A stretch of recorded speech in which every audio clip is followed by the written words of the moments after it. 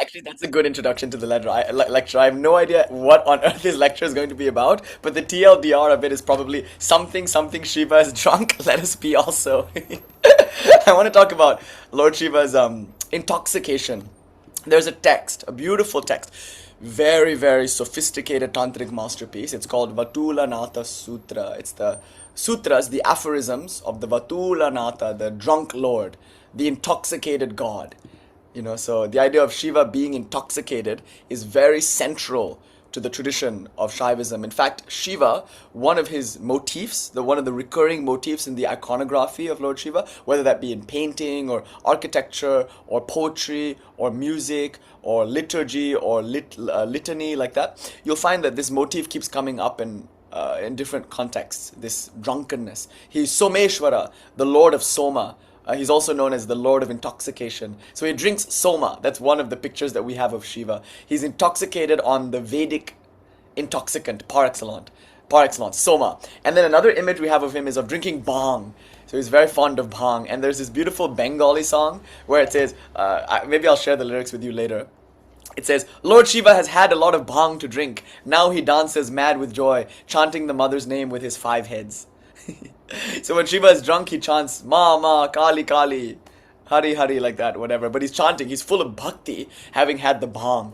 And so the song is all about Shiva drinking bhang and dancing wild with joy with his ghosts, with all his bhutas and ganas. So the bhang, see, it's like the modern take on soma. We'll talk about soma. What is soma exactly? Is it a metaphor? Is it an actual substance? What was it? What was its role in the Vedic sacrifice? And to what extent does it correlate with the wine that is used in the Kaula ritual? And what kind of wine is that? Why do we offer whiskey at the Bhairava temples, like in Ujjain, and also at the Kal Bhairav temple in Varanasi? Like, what's the role of offering Bhairava whiskey? Or why does ganja play such a preeminent role in Shiva Ratri? Like, why do we give ganja to Lord Shiva? Ganja means marijuana.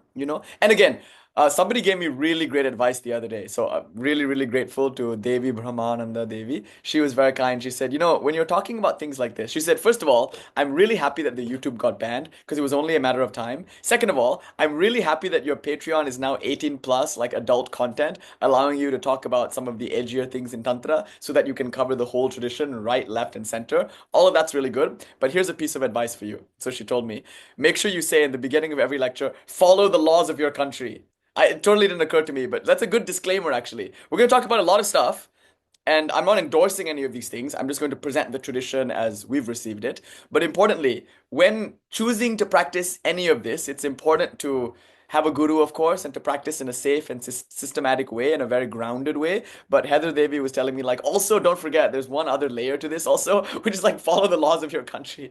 You know, that's also something I think that's important. That's an important disclaimer. But in ancient India, there was this this concoction, and the Vedas, in some of the hymns of the Vedas, detail how to produce this concoction, how to like create it. It's called soma. Then in the Kaula ritual, there's constant reference to this karana or madhya, which can be understood symbolically, metaphorically, or it can be understood literally. So you can think of the wine, the madhya or the karana, in the context of Kaula ritual, like we were discussing last week and the week before, as an analog for the soma used in the context of the Vedic yagya or kratu or something like that. But not only that, there's this other substance, and it's very, very popular, of course, during Shiva Ratri. It's one of the things that people are most excited about because they'll be sober all year. That's the thing that's kind of interesting about practitioners in this tradition.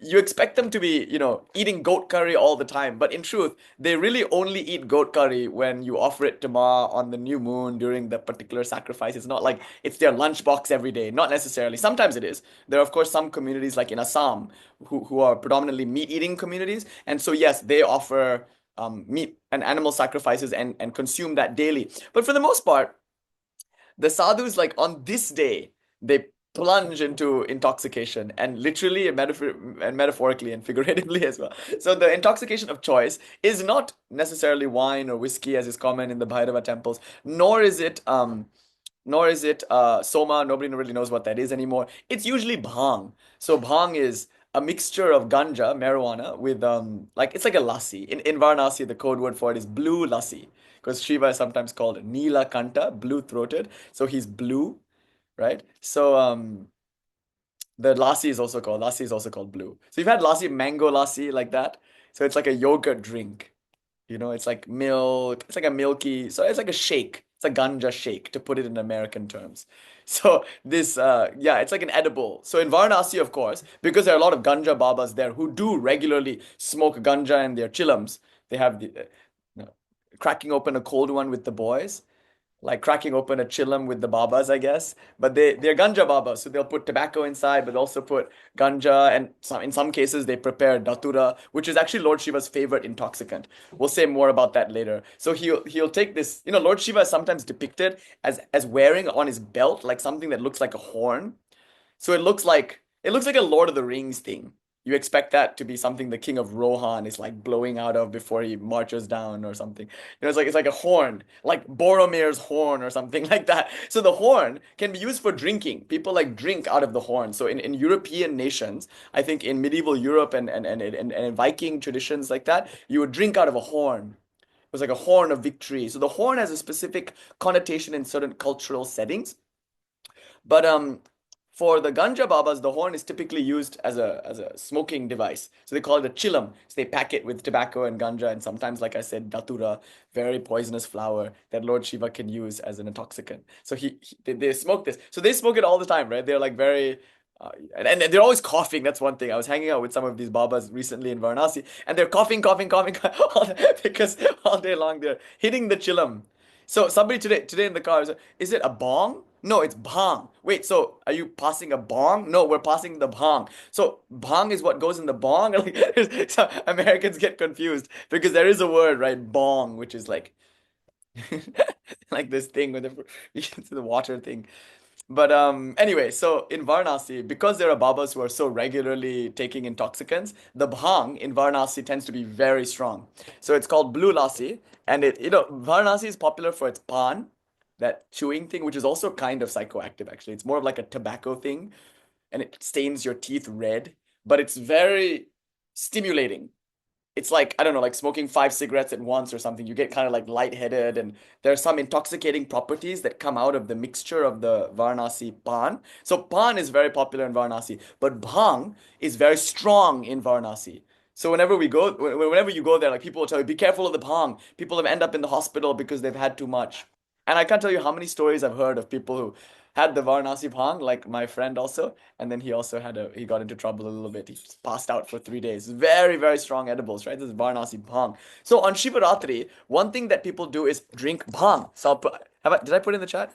Oh, somebody put it. Thank you, thank you. They drink bhang. So the bhang is a mixture of, for those of you just coming in, a mixture of some ganja and some milk, some lassi, and you drink it and you become intoxicated. So the theme of intoxication, whether it's soma in the Vedas or whether it's the madhya or karana in the context of the kaula rituals, which is something we've discussed a little bit over the past 2 weeks, and also of course the use of bhang during Shiva Ratri. Bhang is not only offered to Shiva, it's offered to Shiva, that's an important part of the puja, but it's then taken. So people will drink the bhang and dance mad with joy with Shiva. And it doesn't have to be in liquid form, of course. Some people will offer the leaf to Lord Shiva and then smoke it in their chillums. And of course, Bhairav Baba, people give him cigarettes and they give him whiskey like that. So whiskey is also part of the flow of intoxicants during Shiva Ratri night. And you know what you'll find? You'll find like very straight-edged sadhus who for the most part are not ganja babas. You're not interested in this kind of world of using intoxicants for sadhana like that. On this night, sometimes some of them make an exception. Not all of them, but I've seen some very like buttoned up, or I've heard of stories of some very proper buttoned up, like President Maharaj types having some bhang. And I've also heard some funny stories regarding that, but we don't need to get into that right now. Because if you're not used to it, and then you take it just on Shivaratri, sometimes it's like, whoa, wait. Grip the sides of the table. Like, so this is like the day that some people who otherwise would not be participating in this kind of activity, they sort of make an exception, and they might have a little bit of bang. They won't get roaring like high or anything like that, but they might take a little bit symbolically as part of the puja like that. So people will give bhang and then consume bhang. They'll also give some flour, some kind of marijuana thing and then smoke that. They'll give some whiskey to Bhairava, some cigarettes to Bhairava. But also there's in the Gospel of Sri Ramakrishna, there's this reference to something called Siddhi. Siddhi means ganja. Siddhi, of course, you know it in the context of like spiritual powers. So when a person does spiritual practice, they develop siddhis. These are sometimes called, occult powers, but in truth, they're just totally natural manifestations of deepening your spiritual practice. Like whenever the mind becomes more and more concentrated, more and more potencies and capabilities arise. It's just like when it would take you 3 hours to do a task. When you're very focused, it can take you 30 minutes to do the same task. It's a kind of siddhi, actually.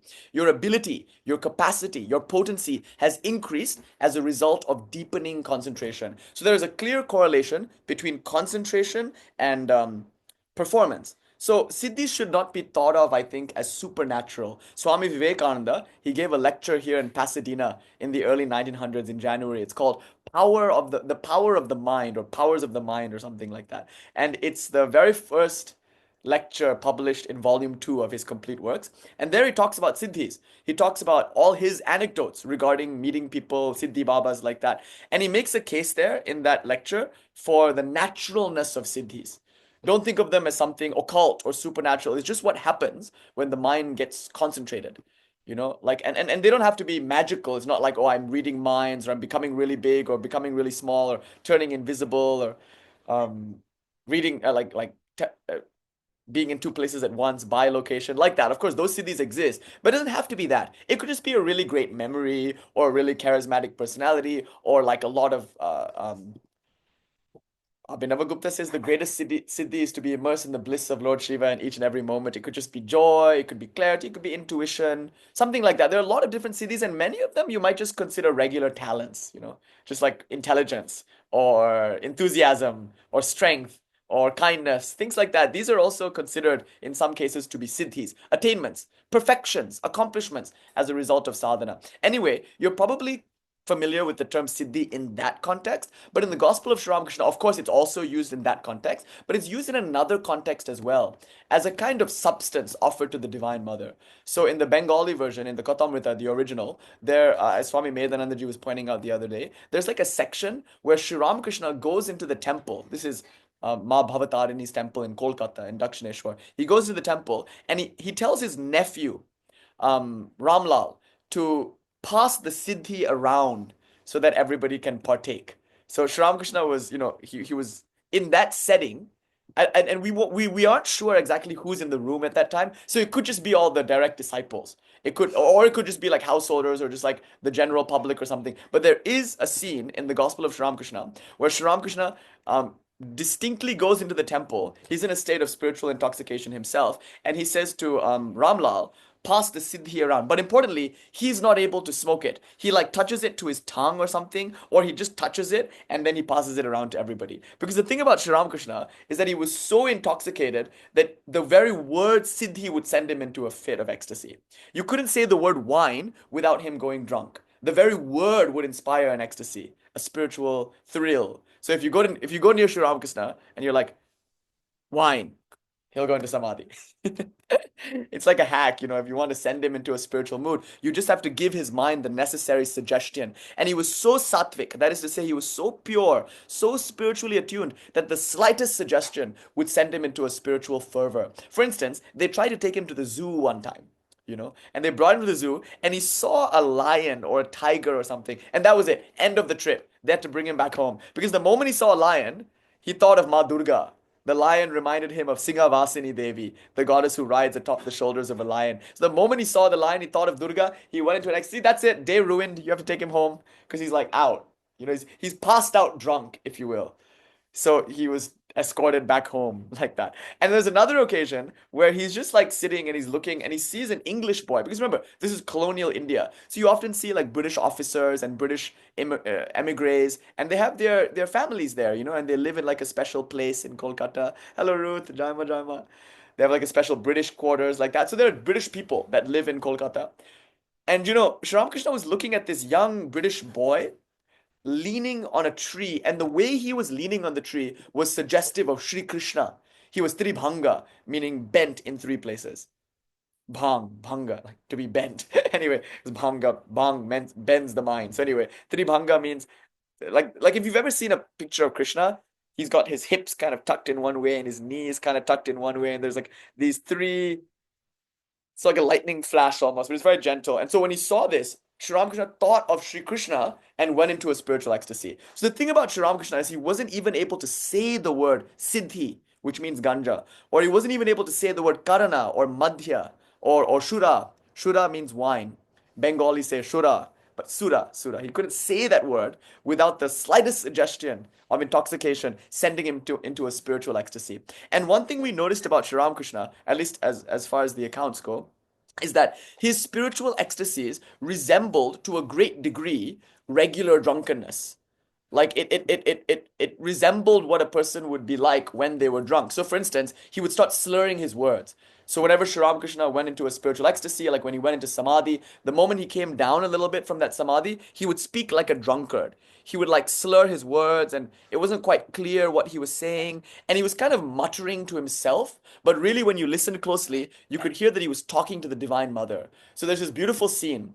I'll just describe it for you. I'll paraphrase it. It appears in the second chapter of the Gospel of Sri Ramakrishna. No, not the second chapter. It's a bit after that. There's a visit to Vidyasagar, and then okay, a bit after that, a boat shows up to Dakshineshwar. Now, Sri Ramakrishna is sitting in his room with some disciples, and not disciples, just some devotees, and what's his name? I forgot, but what's his name? Keshav's nemesis. Can somebody help me out here? He's like a very important Brahmo Samaj person. He became like a very big saint. He's from a Vaishnava family. He's in the family of Sri Nityananda. Starts with a V. Maybe it's not important, but I'm just totally blanking on the name right now. I don't know why. But anyway, so he's there and he's with this group of people. And then he's invited to go on the boat with Keshav Chandra Sen, who is a famous leader of the Brahmo Samaj.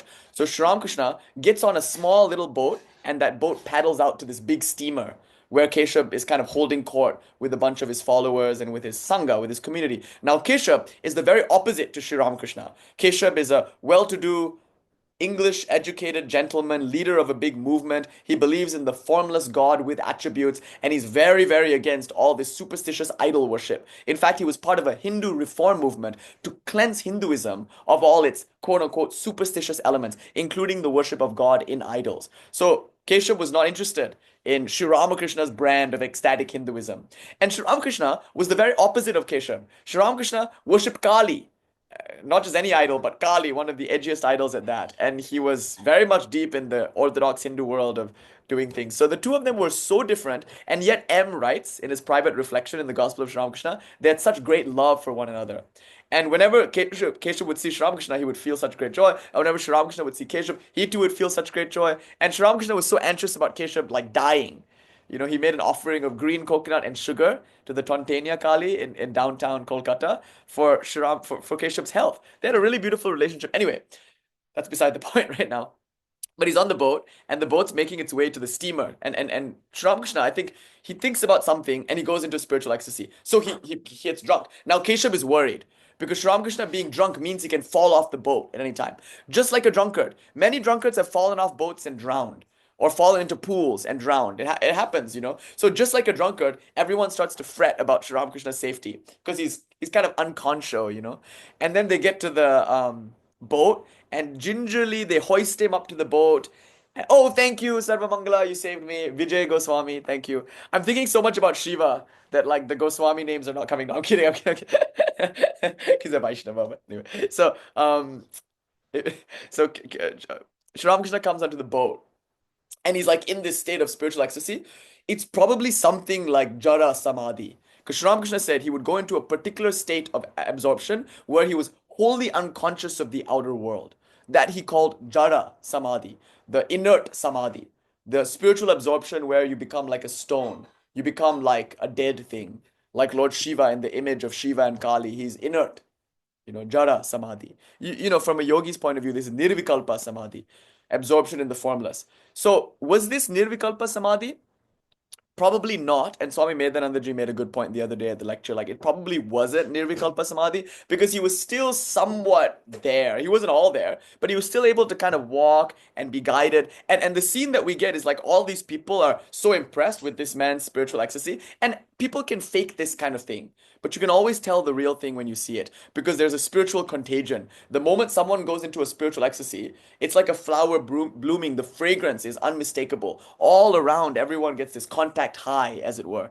So he's in ecstasy and everyone's feeling ecstatic. And of course, naturally, the reverence that comes is so spontaneous. So everyone is jumping to like touch his feet and take pranams and give him his due respect, but he's totally unconscious of all of this. He doesn't see anybody, and that's recorded in the gospel in this particular scene. He's totally oblivious to the fact that these people are all gathered around, and he's kind of like sort of coming down, and they bring him into the room and they put him on a chair, and then he starts to mutter. Like, that's how you know he's like sort of returning to a normal state of consciousness. And then he starts to mutter and he's slurring his words, and then suddenly he like recognizes that he's somewhere. So he speaks to the Divine Mother almost in the privacy of his own heart. He says aloud, oblivious to everyone, he says, "Mother, where have you brought me? Where am I? Who are all these people? Why have you brought me here? They are shackled with the chains of the world, with lust and greed. Will I be able to say a few words to free them?" Something like that. But he's talking to the Divine Mother. So presumably he's absorbed in Kali. He's thinking of Kali and he's one with Kali and he's so blissed out. And so he slowly starts to come out and then he looks around the room and sometimes he would, at this point, try to fabricate some kind of desire. Like he would say, prepare a hookah, I shall have a smoke. Or give me a glass of water, I shall have a drink. Or I should very much like to taste that person's curry. Something like that. Because the desire for something in the world, whether it's tobacco or some curry or some water, even a glass of water is a desire that can help him bring his mind down. But the moment his mind would come down, he would start to speak again. But in the beginning, it was incoherent. You couldn't really understand what he was saying because he would slur his words. And slowly, when he started to speak, he would then launch into some profound spiritual discourse. But even when he's lucid and entertaining a state of normal consciousness, if you can call it that, even then you see he is a figure of perfect joy. Like all throughout the Gospel of Sri Ramakrishna, you see he's smiling, he's laughing, all the people around him are laughing. And if you've been in the presence of such a person, of course, no one is like Sri Ramakrishna, but if you've been in the presence of an ecstatic saint, somebody who's absorbed in God ecstatically, you know what I'm talking about. It's like being high. Nothing makes sense, but everything is funny, and yet everything makes sense. It's perfect. Like I have in mind somebody, Swami Lakshmanju. I never met Swami Lakshmanju, but I've met some people who were with him when he was here in America, like when he visited in the 90s. And the way they described the antics, it's like if you're listening to it from the outside, you're like, how are these people not weirded out by all of this? For instance, Swami Lakshmanju would be sitting on the floor of this mansion which somebody had donated to them, eating food, and suddenly he would have this weird idea to take all the plates which they had just eaten on to the pool, to the swimming pool, to wash them in the swimming pool. And another time, he was obsessed with making a hole in the wall. So he had one of the disciples just like keep banging a hole in the wall, crazy stuff like that. Another Lakshmanju story that I heard, which I really like, he's a Shiva saint, was one day he went to maybe I'll tell you a few stories. I'll just like put a bunch of these anecdotes together and you'll see how we'll all hopefully lead to a nice discussion about intoxication. So, Swami Lakshmanju, he went to, I think like a Safeway or a Vaughn's or something. Swami Bhajananandaji told me the story. He heard it from Usha, I think. So they were at a Vaughn's and somebody gave Swami Lakshmanju American ice cream to try.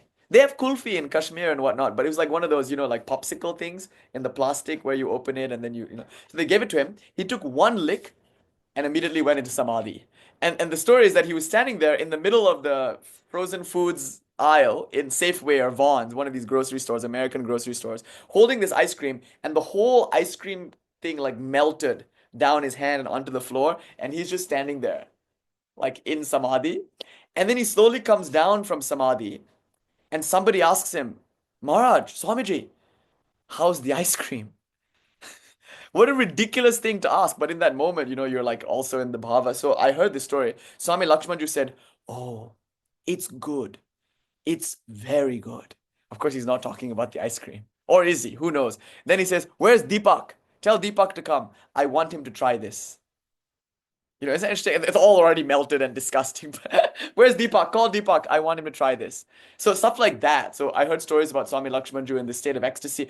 Another story, he went to J.C. Penney, one of those American department stores, and he was in the perfume section. And he went into Samadhi in the perfume section. And allegedly, all the people that that spray the perfume on your wrist, the sales agents, they were all like around him. Just these American like kids, like high schoolers working their summer job at J.C. Penney. They were all like around him, like spraying the air with perfume.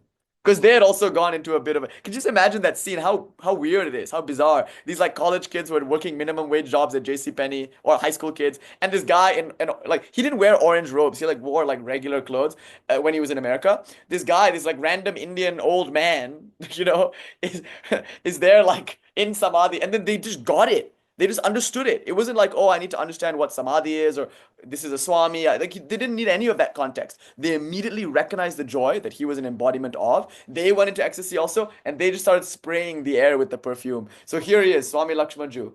You can imagine him with tears streaming down his eyes in samadhi in a cloud of, I think, very choking commercial department store perfume.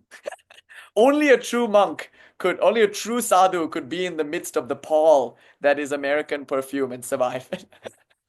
Anyway, so that's another story. I heard a third story, which is even crazier. So he suddenly has this desire to get a baby stroller and he wants to sit in it because he has this weird desire that he wants a chariot. So he gets George, his Australian disciple, tall Australian man. George is a bit miffed at me actually because I once gave a lecture on Kashmir Shaivism and unfortunately I mentioned Mark Tchaikovsky, who passed away recently actually.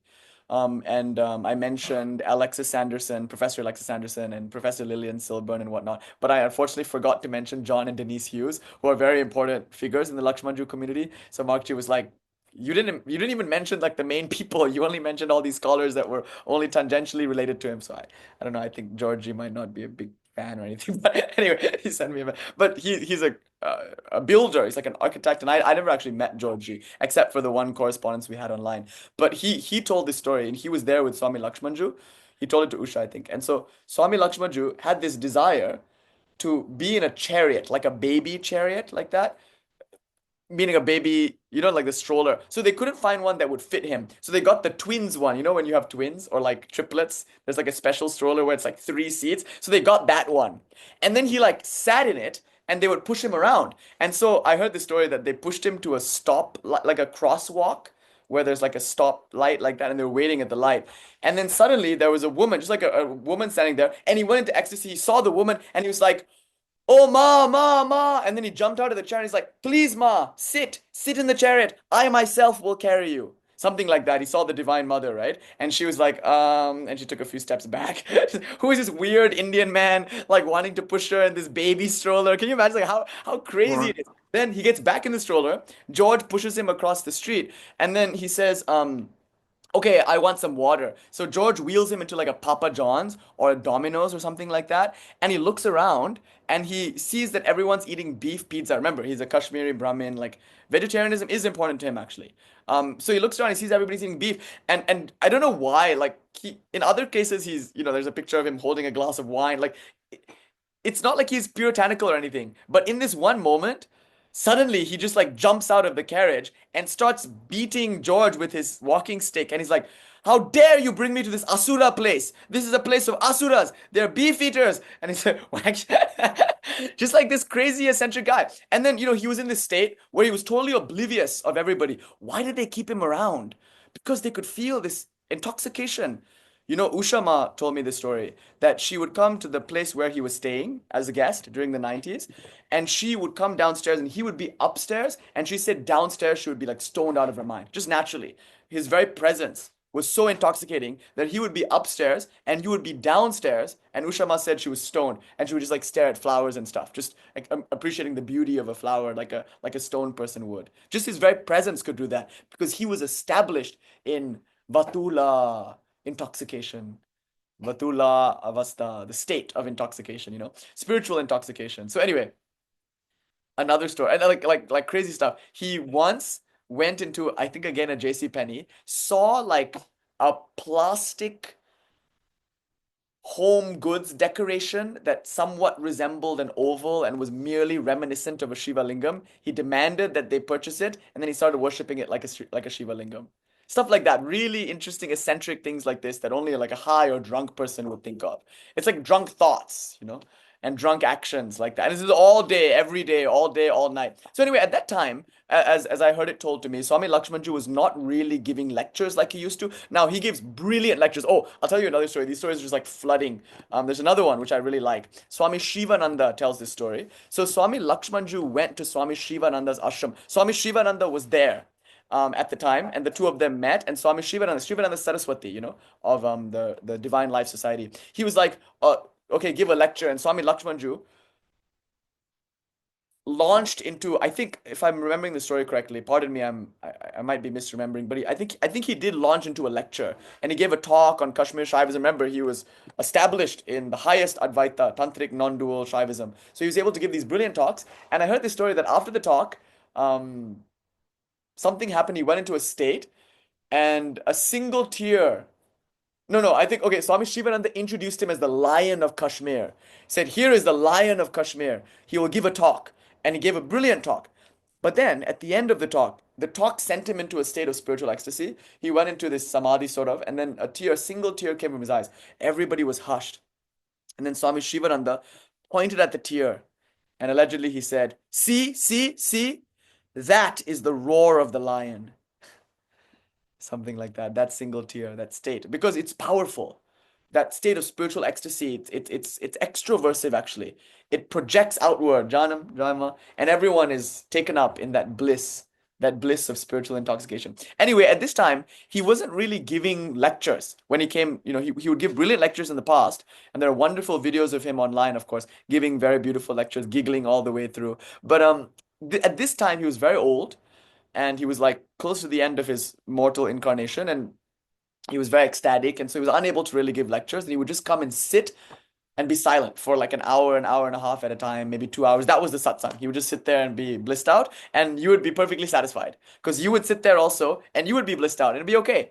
And so Usha told me that one day she was sitting there the first time she came to visit him. She was there with her mom, and they were sitting there, and allegedly he was sitting on his couch. He was absolutely silent, and suddenly, and then people were singing kirtans, and suddenly, out of nowhere, he jumped up to his feet. And this was the last time he ever walked. So he suddenly jumped up to his feet, and he started like doing this dance. And Usha showed me the dance. I won't get it right, but it was like stomp, stomp, stomp, kind of like this drunken dance. He started doing this dance, and then he went to everybody. Then everyone is sitting on the floor, like satsang style, It's like a living room, and I saw a picture of that living room. It was crazy. Like you couldn't see him because the picture was from like here, taking a picture of everyone in the living room, but you could see like a young Usha, and it was like an old like 90s photo like that, so it's kind of high contrast, but it's just a living room. And it's like a small living room. And this great saint is sitting in this living room with people, and everyone's like on the floor. You can see that they're like stoned. It's almost like a picture of Woodstock or something like that.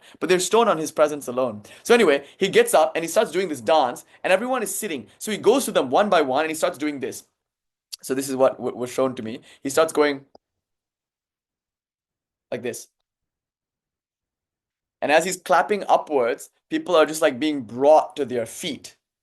And one by one, they came to their feet and they start dancing. So everyone starts dancing in ecstasy. His ecstasy is lifting everyone else's ecstasy. And then he comes to Usha, and then he claps like this, and he takes Usha's hand and like takes her up. And then he goes into Samadhi again, and he claims that in Usha, he saw Durga Ma with her full retinue, with Ganesh and Kartikeyan and Saraswati and Lakshmi, like just the whole thing. And he was so shocked, and he was like, Durga, you've come to California, or something like that. He saw in Ushama something special, and he had something very special about Ushama. And he saw that, and that was the last time he ever walked. I heard another story which was also kind of interesting. So that he was in a car with a bunch of disciples. I think this might have been in India or possibly here, and he handed something to one disciple, and he told him to give it to everyone, but only this much. If you give any more, they'll go crazy. So he like handed out some kind of intoxicant. I don't know if it was sadhu medicine, like just some ash that he had blessed and created. You can do that. Like at a certain state of spiritual ecstasy, you can transmit it through something innocuous, like touching your tear and putting it on someone's tongue, or like giving you a bit of ash that they have blessed or something. Or he legit like just handed out some ganja or something, or some kind of datura. Who knows what it was? Like I just heard a story of how once he handed out something and everyone got like stoned in the car.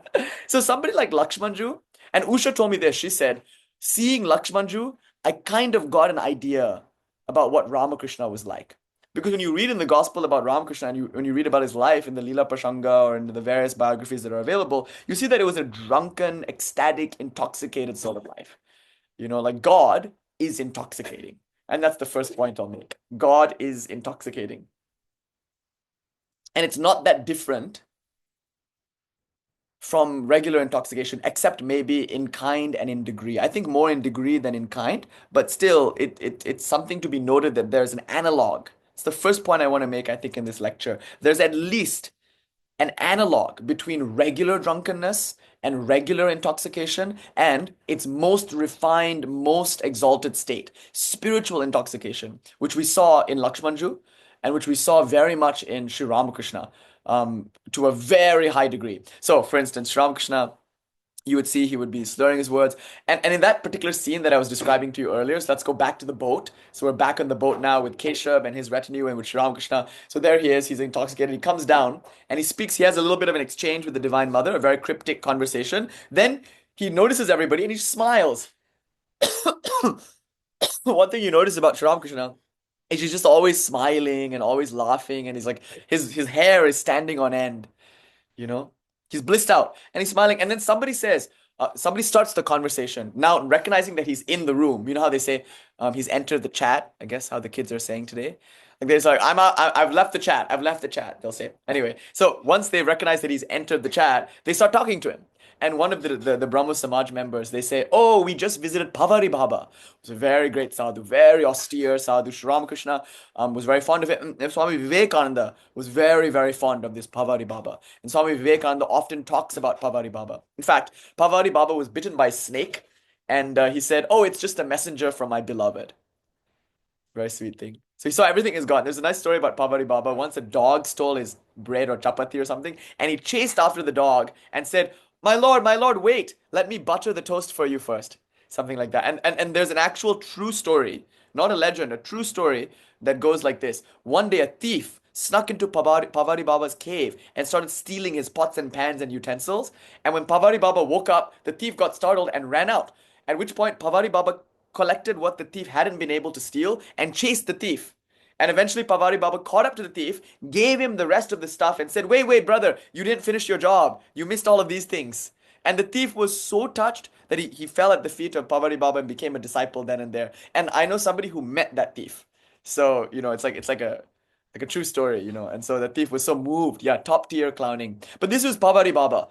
So simple, so austere, incredibly holy. Perhaps one of the holiest men that India has ever produced. Like on the level of like a Buddha or something like that. Really, really special person. Anyway, so he was a contemporary of Sri Ramakrishna. And in this scene, somebody at the Brahmo Samaj reported having visited Pavari Baba recently. And he said, oh, we went to Pavari Baba and we saw that Pavari Baba is keeping a picture of you on his altar. So it's like praise, Pavari Baba has a picture of you on his altar. So Sri Ramakrishna smiles and he goes, only a pillowcase.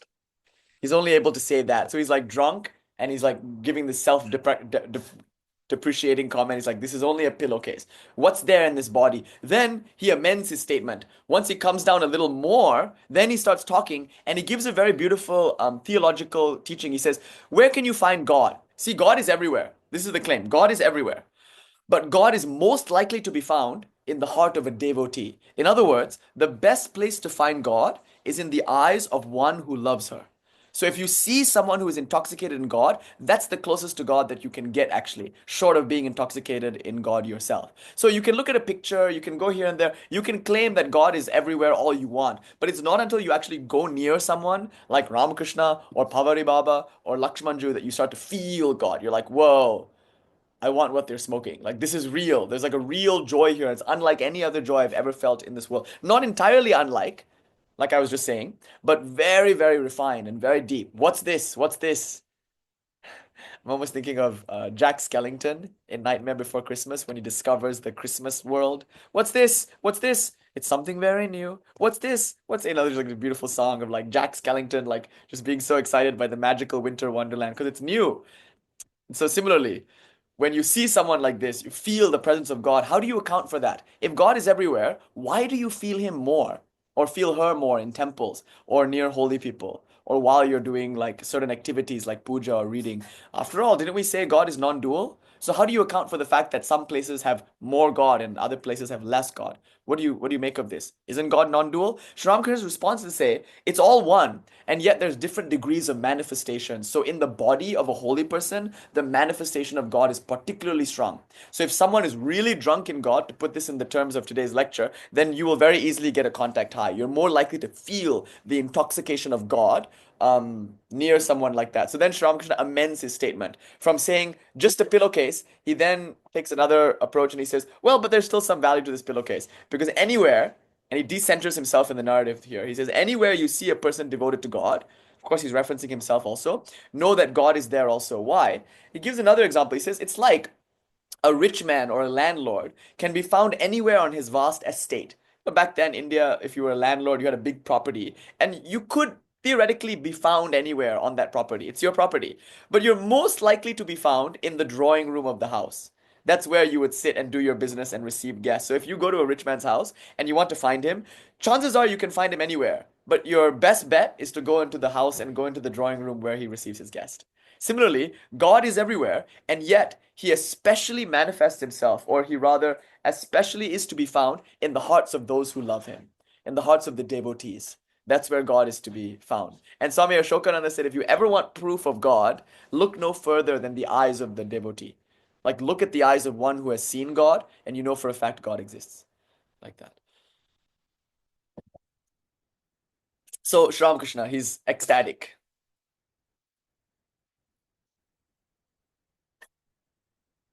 Yeah. So that's the idea. Like, you're so ecstatic because you're one with God. And then, Sri Ramakrishna, okay, in other instances, you would see that he would stagger and stumble and slur his words. So, drunkenness was a very important motif for Sri Ramakrishna. And even for Ram Prasad, there's that beautiful song. We talked about it in that lecture on why is Mother Kali drunk. We talked about that song. It was Shurapani. Ram Prasad says, I drink no ordinary wine. Again, he's making a distinction between regular drunkenness and its most refined, most exalted form, spiritual drunkenness. He says, I drink no ordinary wine. Mine is the wine of everlasting bliss. It so intoxicates my mind that people take me to be a drunk. Chanting my mother Kali's name, I sway and stagger. Like there's this idea that I become drunk by chanting her name, and the regular people of the world, not understanding my state, mistake me to be a drunk. So again, pointing to the fact that there is an analog between regular drunkenness and this kind of state, this state of being spiritually high. So then he says, "My guru gave me the molasses." This is the mantra. So the guru gave the bija mantra. Jnana is the winemaker, and my longing is the ferment. To make some alcohol, you need some kind of kombucha. They say scobies.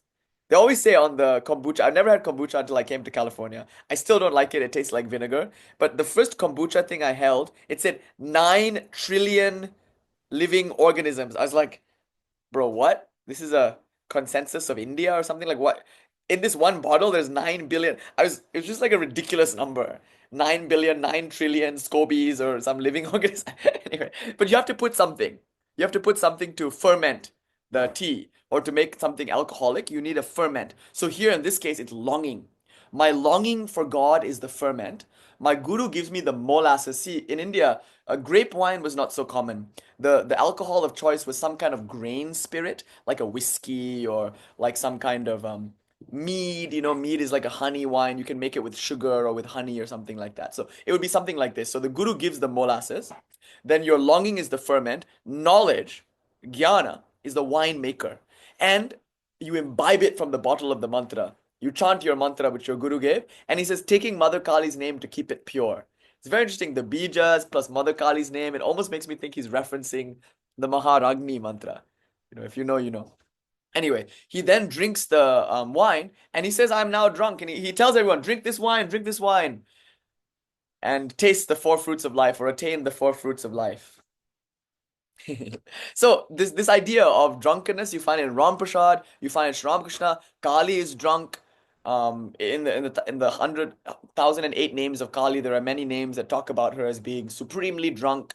So the idea of yoginis, we talked about that last week. They're all drunk, they're intoxicated, howling banshee type figures. Kali also takes on that quality of the yogini or the dakini, and as a dakini, she's drunk and ecstatic, and she eats meat and dances wild with joy in the cremation ground like that, and sports with her lover Mahakala Bhairava. So all these themes, they're edgy and they're challenging, especially for those who are committed to a more like orthodox, more puritanical model of spiritual life. So some time ago, we had given a few talks on Kali, and in the beginning, we just talked about like the symbolic aspects of Mother Kali. We talked about her sword and how that represents Jnana. We talked about the severed head, the head of ego. We talked about the Vara Mudra, Abhaya Mudra. We talked about the garland of skulls with regards to the 15 phonemes of the Sanskrit alphabet and how each of the heads, the Munda Mala, represents one of the matrikas, the Sanskrit letters, and how she wears these because she wears it kind of loosely and casually, like in those Dutch paintings where the licentious men would have their hats kind of tilted. It's like that. She wears her mala, her garland, as like one of Rembrandt's like drunken guys would wear his hat. It's like that. Similarly, so casually, but it's the power, the mantra power, which by which she creates the world.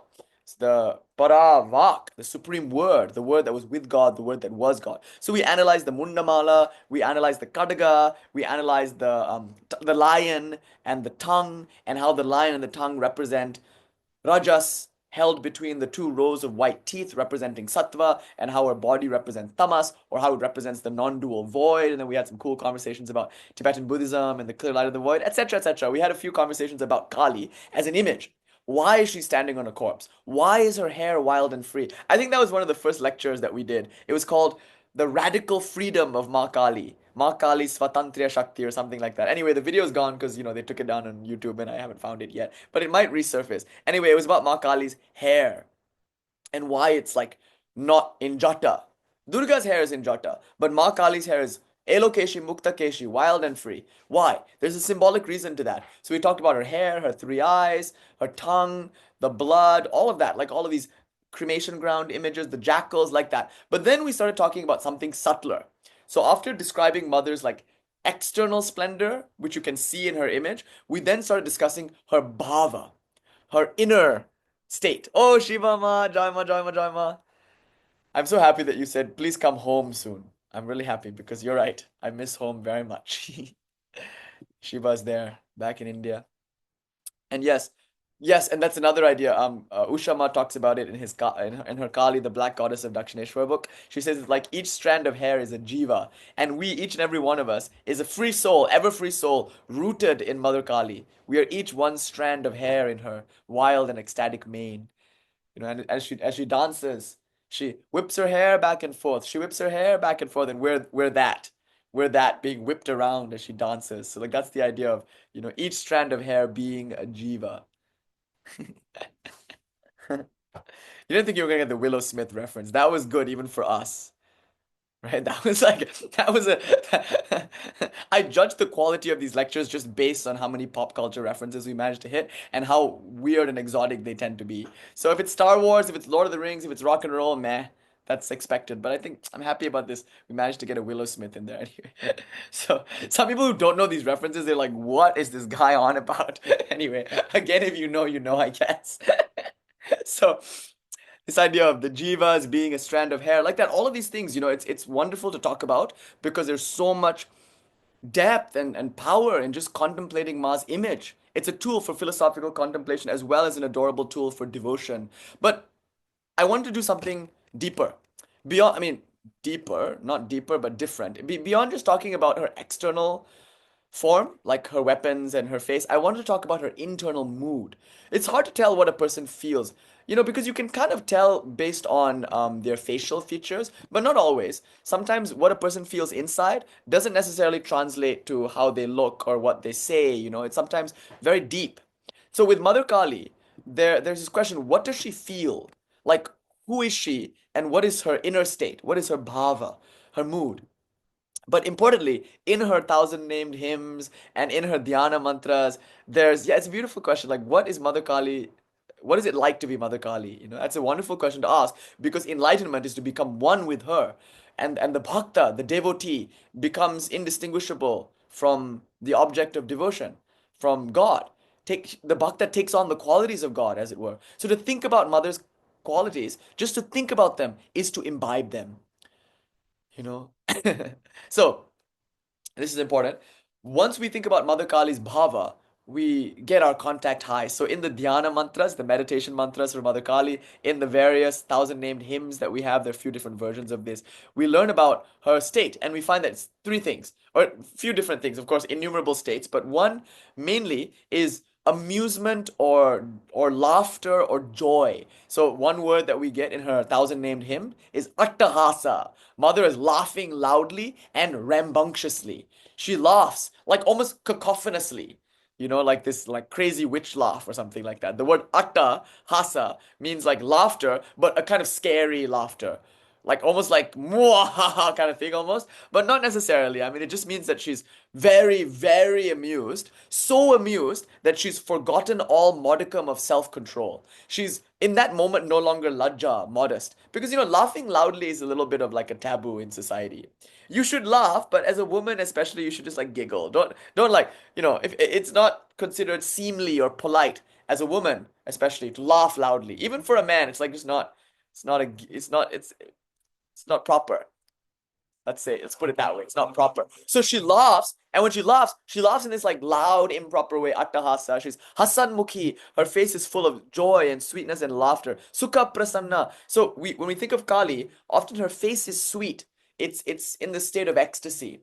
That's why I was telling you that story. One day I was in a temple deep in the jungle, and this one Mahant type, he was running this Gurukula, and he was very excited to show us his Kali. So some of the Gurukula boys, the young boys who were living, the orphans who were living there and studying there, they brought us down into this like little cave. No, it was a pretty big cave actually. It was quite spacious. But anyway, he brought us down, and it was all dark, and there were these curtains, and suddenly we heard this sound. It wasn't actual drumming. It was like a track. Somebody was playing a recording, and they dropped like drums. It's very dramatic, and you're in the cave in the middle of the forest like that, and then the curtain drops, and there she is, a beautiful big Kali. But I was not impressed, and he was surprised that I was not impressed with his Kali. He's like, "Oh, this guy love Kali. Why is it?" But the reason I wasn't impressed because I think he got the face wrong. I wasn't a fan of the face. It was all like angry and stuff, and I was like, I don't know. In her dhyana, I mean, that's perfectly fair. She also has a wrathful aspect, but in all her dhyana mantras, in her not all, but in most of her dhyana mantras, yeah, it says she's also full of terror, Karala Vadanam Ghoram, she's Bhima Mukham. All of that's there also, certainly. But there is an emphasis on joy. Or at least I'd like to emphasize joy. Let me put it that way. Let me soften my stance here. Because she's so many things, you can't limit her to one thing or to another. It's just my personal preference. Anyway, so I find that in many of the hymns, not all of them, but in many of the hymns, she's full of joy. But not only that, she's also drunk. So drunkenness is an important one. And importantly, she's also crazy. So actually, I was surprised that we didn't get banned on YouTube for these four lectures. The first one is called like Why is Mother Kali drunk? The second lecture was called Why is Mother Kali crazy? The third lecture, I even had the common sense not to title it what I wanted to call it. I was going to call it Why is Mother Kali horny? Because honestly, these three things you find very commonly attributed to Kali. She's drunk, she's mad, the word for it is pagoli, and also she's full of sexual desire for her lord Mahakala Bhairava. These things are all super, super, super edgy for a person who's committed to a more like structured, orthodox sort of spirituality. So these are tantric ideas, of course, but they're tantric ideas that are very much in the Kaula stream of Tantra, which admittedly is a minority of Tantra. Kali is specifically the goddess of the Kaula. One of her names is Kaulini. She's the goddess of the Kula Marga. But she's become very popular now because of Ramakrishna Vivekananda, and then of course before them Ramprasad and Agama Vagisha and whatnot. So it's like the Kaula Marga, which is a very secret, very like niche community in Tantra, has now exploded upon the world scene. And everybody's interested in talking about it and misrepresenting it and freaking out about it and becoming very puritanical about it or overly indulgent about it. Like people are responding to it, they're reacting to it in all sorts of uncontrolled ways. Obviously, that's Mother Kali's will also. So we talked about this with regards to Kali. right? She's mad, drunk, and desirous. Yes, Yashji. I love that. I love how you put it. Mad, drunk, and desirous. These three things are great. The fourth one was called, no, I didn't make a lecture separately, but the fourth is implied in those three. We talked about the joy of her madness. In that lecture, why is Mother Kali crazy? We make a very important distinction between, it's not a distinction necessarily in kind, again, it's a distinction in degree between the madness of the world and the madness for God. Divine madness as opposed to like regular debilitating madness, because we had to be very careful in that lecture not to fetishize states of mental imbalance in the name of spirituality, because that can easily happen. We sometimes in spirituality glamorize and fetishize what would actually be very harmful states that are harmful to us and to our loved ones. So we don't want to fetishize madness. We want people to seek help when they're experiencing psychosis. But at the same time, we also want to recognize that people like Ramprasad and Ramakrishna and Lakshmanju were, by the accounts of the world, mad. So it's hard to like take the world seriously when it calls somebody mad. How can the world, which itself is mad, like have any right to say what is mad and what is sane? In this world, what is called sane is to like rack up I mean, it's different in different countries, but what looks sane in this world is to pursue joy in limited things of the world, and they call that sanity. It's backward. But who can say what's sane and what's insane like that? So that was a deep conversation we had about Ma Kali's craziness. Then we talked about her drunkenness, and that was another deep conversation. I kind of referenced some of that material in the beginning of this talk. But then we also talked about her sexual ecstasy, her desire for Mahakala Bhairava, and how to understand that on many different levels of subtlety. And in fact, you can also understand it more now, hopefully, in light of the two discussions we just had, or two or three, or maybe four or five. Sorry, I guess I really indulged. But the past however many lectures we've had on the Kaula Marga and all of those like edgier things. So, putting all this together, we have a very ecstatic, wild, and controversial figure, a transgressive figure to say the least, in Kali. Now, everything we heard in that lecture, transpose it now, it all applies also to Shiva. Because anything you can say about Kali, usually you can also say that about Bhairava and about Shiva. So when Shiva is not described as the formless, incomprehensible void, as in the first however many, thanks Georgie, however many verses of the Shiva Mahimna Sutra, we see that there he's spoken of in terms of like the formless, pure, non-dual consciousness. He's Brahman. So whenever he's not spoken of in terms of the void, whenever Shiva as Shankara has attributes, we immediately learn that he is drunk, he is and also mad and ecstatic. So drunk, mad, ecstatic, wild. These are all things that encapsulate Shiva. So Shiva Ratri tends to be all of these things. On Shiva Ratri, you drink bhang. To go back to the beginning of the lecture, if you want, I mean, again, follow the laws of your country, follow your own sadhana, only do what your guru tells you to do, or do whatever you feel inspired to do. Who can say really? But if you have a guru, of course, then you want to stay to that. But like, and again, I'm not endorsing any of these things. I'm just saying, like, traditionally, people drink the bhang and then they go wild. Some of them take off all their clothes. Again, follow the laws of your country, and this is best done privately. Otherwise, you might spend Shiva Ratri in like the back of a. Once, me and my wife were well, my wife was driving. I don't know how to drive. I can only drive her crazy. That's the joke I like to make. I have a license in driving her crazy, but not a license in driving the car. Anyway, so she's driving the car, and we're in Santa Monica or something like that. We're driving, and suddenly I see this guy. He's buck naked. Is it butt naked or buck naked? I never knew. I learned the term from American cartoons, and I could never make out whether it was butt naked or buck naked. I don't know. Either? Okay, so he's butt naked, he's buck naked, and he's on the um, scooter. I don't know if you have this in most parts of America, but there's like this thing in California. It's called Bird. You know? Do you know what it is? Okay, so it's like you pay money on an app and then you unlock this scooter and it's a motorized scooter. So you get on it and you click it and it goes brrrr. It's like a California thing and they were really like sued a lot. It's a scooter rental, yeah, but they were sued because people were like riding the bird all over and they would and at night or early morning there are these trucks that go around collecting birds because the company like pays people to like collect the birds and like put them in the and people get crazy like throw the birds on the roof and they make it really difficult. Like it's a wild world here in California when it comes to these scooters. Anyway, it's a scooter rental company and there are like new ones like Lime and various scooter rental companies. Okay, so I saw this guy who was butt naked. He was on one of these birds scooters, and he's a big person, like very intimidating physical presence. And he's on this bird and he's just scooting naked. And next to him is a cop car. And the cop car is just like cruising. We just drove by this scene, naked guy on bird and cop car. And I just like looked at it. Thought, Ma. Your samsara is inscrutable indeed. Anyway, and I also have another friend who, in a state of ecstasy, ran outside and spent the night in a lockup. So again, like be in a private space with people. But there are people like sadhus. They'll just take off all their clothes. Shiva is Digambara, and then they will, because he's innocent, he's pure, he's free, he cannot be confined by anything, and he's also sky clad because he's pure formless consciousness. So he's free of all that, and then he and then, they take bong, so because he's ecstatic, so they take bong and they feel ecstatic. And they dance and they dance and they dance and they sing Bombole, Bombole, Jai Bholenath, Shiva, Shiva, Shiva, Shambho, bang some drums and jump around. And everyone becomes, what do you call it? Like a gunna on this night. But of course, having said all of this, Ruth is talking about a Shiva temple near her. Having said all of this, I want you to know that this is not what it looks like in most Shiva Ratri celebrations. And I'll tell you an anecdote, another anecdote. I know it's already like at the top of the hour, and I haven't really even made the points I wanted to make in today's lecture. I'm hopefully coming to it. But one more anecdote. 4 years ago, we had our first Shiva Ratri together.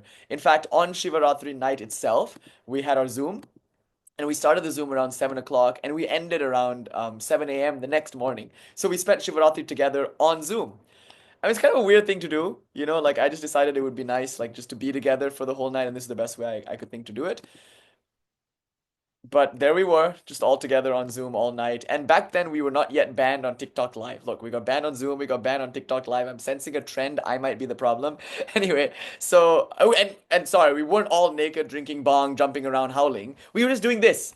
We were just like on Zoom together talking about Shiva. We were telling Puranic stories. We did some kind of like 5, 6 hour lecture, like just telling Puranic stories and explaining the maybe significance of these stories, or like Ganesha's head gets cut off, what does that represent, like all these things. We had a lot of fun. We talked about philosophy, we recapped the history of tantra and the history of yoga, we took some Q&As, we did some japa together, we did rudrashtakam, like all that stuff. And then there was like an elderly auntie type who was there, and she was there the whole night with us, and at the end of the night she said, oh, and we had the TikTok live, so people were coming, and people would come, and then they would go, and a few hours later they would come, and they'd be like, "Are you guys still at it?" It was this feeling of just like marathoning spirituality, and many of you who are very like core members of our community, you came on that night, which I think is interesting also. Yeah, I know. Tara Shiva, you're like, wait, I thought this was the vibe.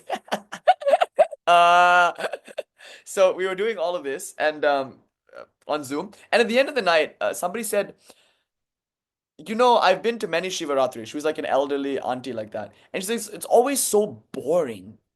She's like, there's a priest, they do some like priest stuff, they pour the milk and they'll say a few mantras like that. And then you go home at 2 a.m. and you like maybe go to bed or something, or maybe you stay up and watch some Shiva Purana TV or something like, but it's reserved. And that's okay. That's how it should be for the most part. Like Shiva Ratri, when it's practiced within a societal context, should be like that, following laws and like staying stable and grounded. Like that's all wonderful. But she said this night on Zoom, it felt different than all the other Shiva Ratris I'd attended. No credit to anybody like who was in the room. It's just that what we prioritized was not form, it was feeling. It was joy, it was ecstasy. And to get joy, you cannot be reserved. You cannot really follow rules like that. And Shiva is the very embodiment of rule transgressing ecstatic joy. He's not breaking rules because he has some hang up. Now, that's the same bondage expressed in a different way. Those who follow rules and those who purposely try to break them are both bound by those same rules. One is trying very hard to overcome them, the other is subdued by them. But in both cases, it's a fascination with rules. Shaivas don't break rules, they're just not aware of rules. Why? Because they are absorbed in the love of their Lord. In the Nishvasa Tattva Tantra, Lakulisha says, he may eat and drink whatever he likes. He may do whatever he likes, for he contemplates Rudra day and night, knowing none else will save him. He is forever engaged in the worship of Rudra. So there are no rules for such a person. Like that. I know. So, I'm kidding. So Shivaratri is that night of wild joy and ecstasy. So it doesn't look like that always. So you might find like if you go to like a gathering, it doesn't have that bhava. It's very formal and cultural and like, it's like cultural. It's like, okay, we do this because we're like Hindus, I guess. Like I don't even know what the fuck that means, but just a blue guy and like blah blah blah blah blah blah blah, and give me good grades, blah blah. Like it doesn't have the same juice usually. It can. Sometimes that comes by Lord Shiva's grace, but usually it's quite reserved. And even when people sing right? A lot of Indians in the room will, I think, those of you who have been to many Shiva Ratris, you'll testify. It doesn't feel like a Shiva Ratri. It doesn't have anything to do with Shiva. Those of you who go to the church also, you'll be like, wait, this is weird. It has nothing to do with the message of love and renunciation that Christ preached. It's just culture, it's like cultural religion. It doesn't have the same joy. Because that joy requires freedom. And freedom doesn't do well when it comes into contact with institutions and regulations and propriety and soberness. Society is very sober. Institutions, rules, regulations, very sober. Shiva, he's the wild god of ecstasy and drunkenness, laughing madly in the cremation ground, like that. So that's the image of Shiva. It's the same thing that we saw in Kali. We're now seeing that in Shiva. So the night of Shiva Ratri should be a night of joy and of fun. That being said, there's no one way to do it. Like there cannot be like a one size fits all type of Shivaratri. Some people close their eyes and meditate all day. Others sing all night. Some people attend plays and theater productions. Some people dance. Some people gamble and watch Bollywood movies. Like there's no one way to have your experience. Like it's really just whatever you want to do. But ideally, what we're doing is we're connecting to the divine on a night where his presence is made most tangibly felt. So on this night, on Shivaratri nights tomorrow, have at it. Have at it, meaning have fun. Like, I was just talking to Karuna and Rishi last night. When we think about Shivaratri and staying up all night, it feels kind of scary. We're like, oh my God, but we've done this. Haven't we all had a bar crawl? I don't know. Some of you maybe are too young for this, and some of you are maybe too old for this. No, no one is too old for this. But, haven't we had a bar crawl before? Like, where you and your mates, like, you go out and you have a drunken night out on the town, and you start at one club. And just now, Vijay was making a joke. It was so funny. Like, obviously, we're from different generations in that we both made a joke, but it was different because I was doing the Beastie Boys, no, sleep till Brooklyn. Maybe we'll play that song later. That's my Shivaratri song. And I send everyone that meme of like the Beastie Boys, like one by one going, no, sleep till Brooklyn, like that. Some of you will receive that tomorrow. Like Digambari, and some of you probably text that meme.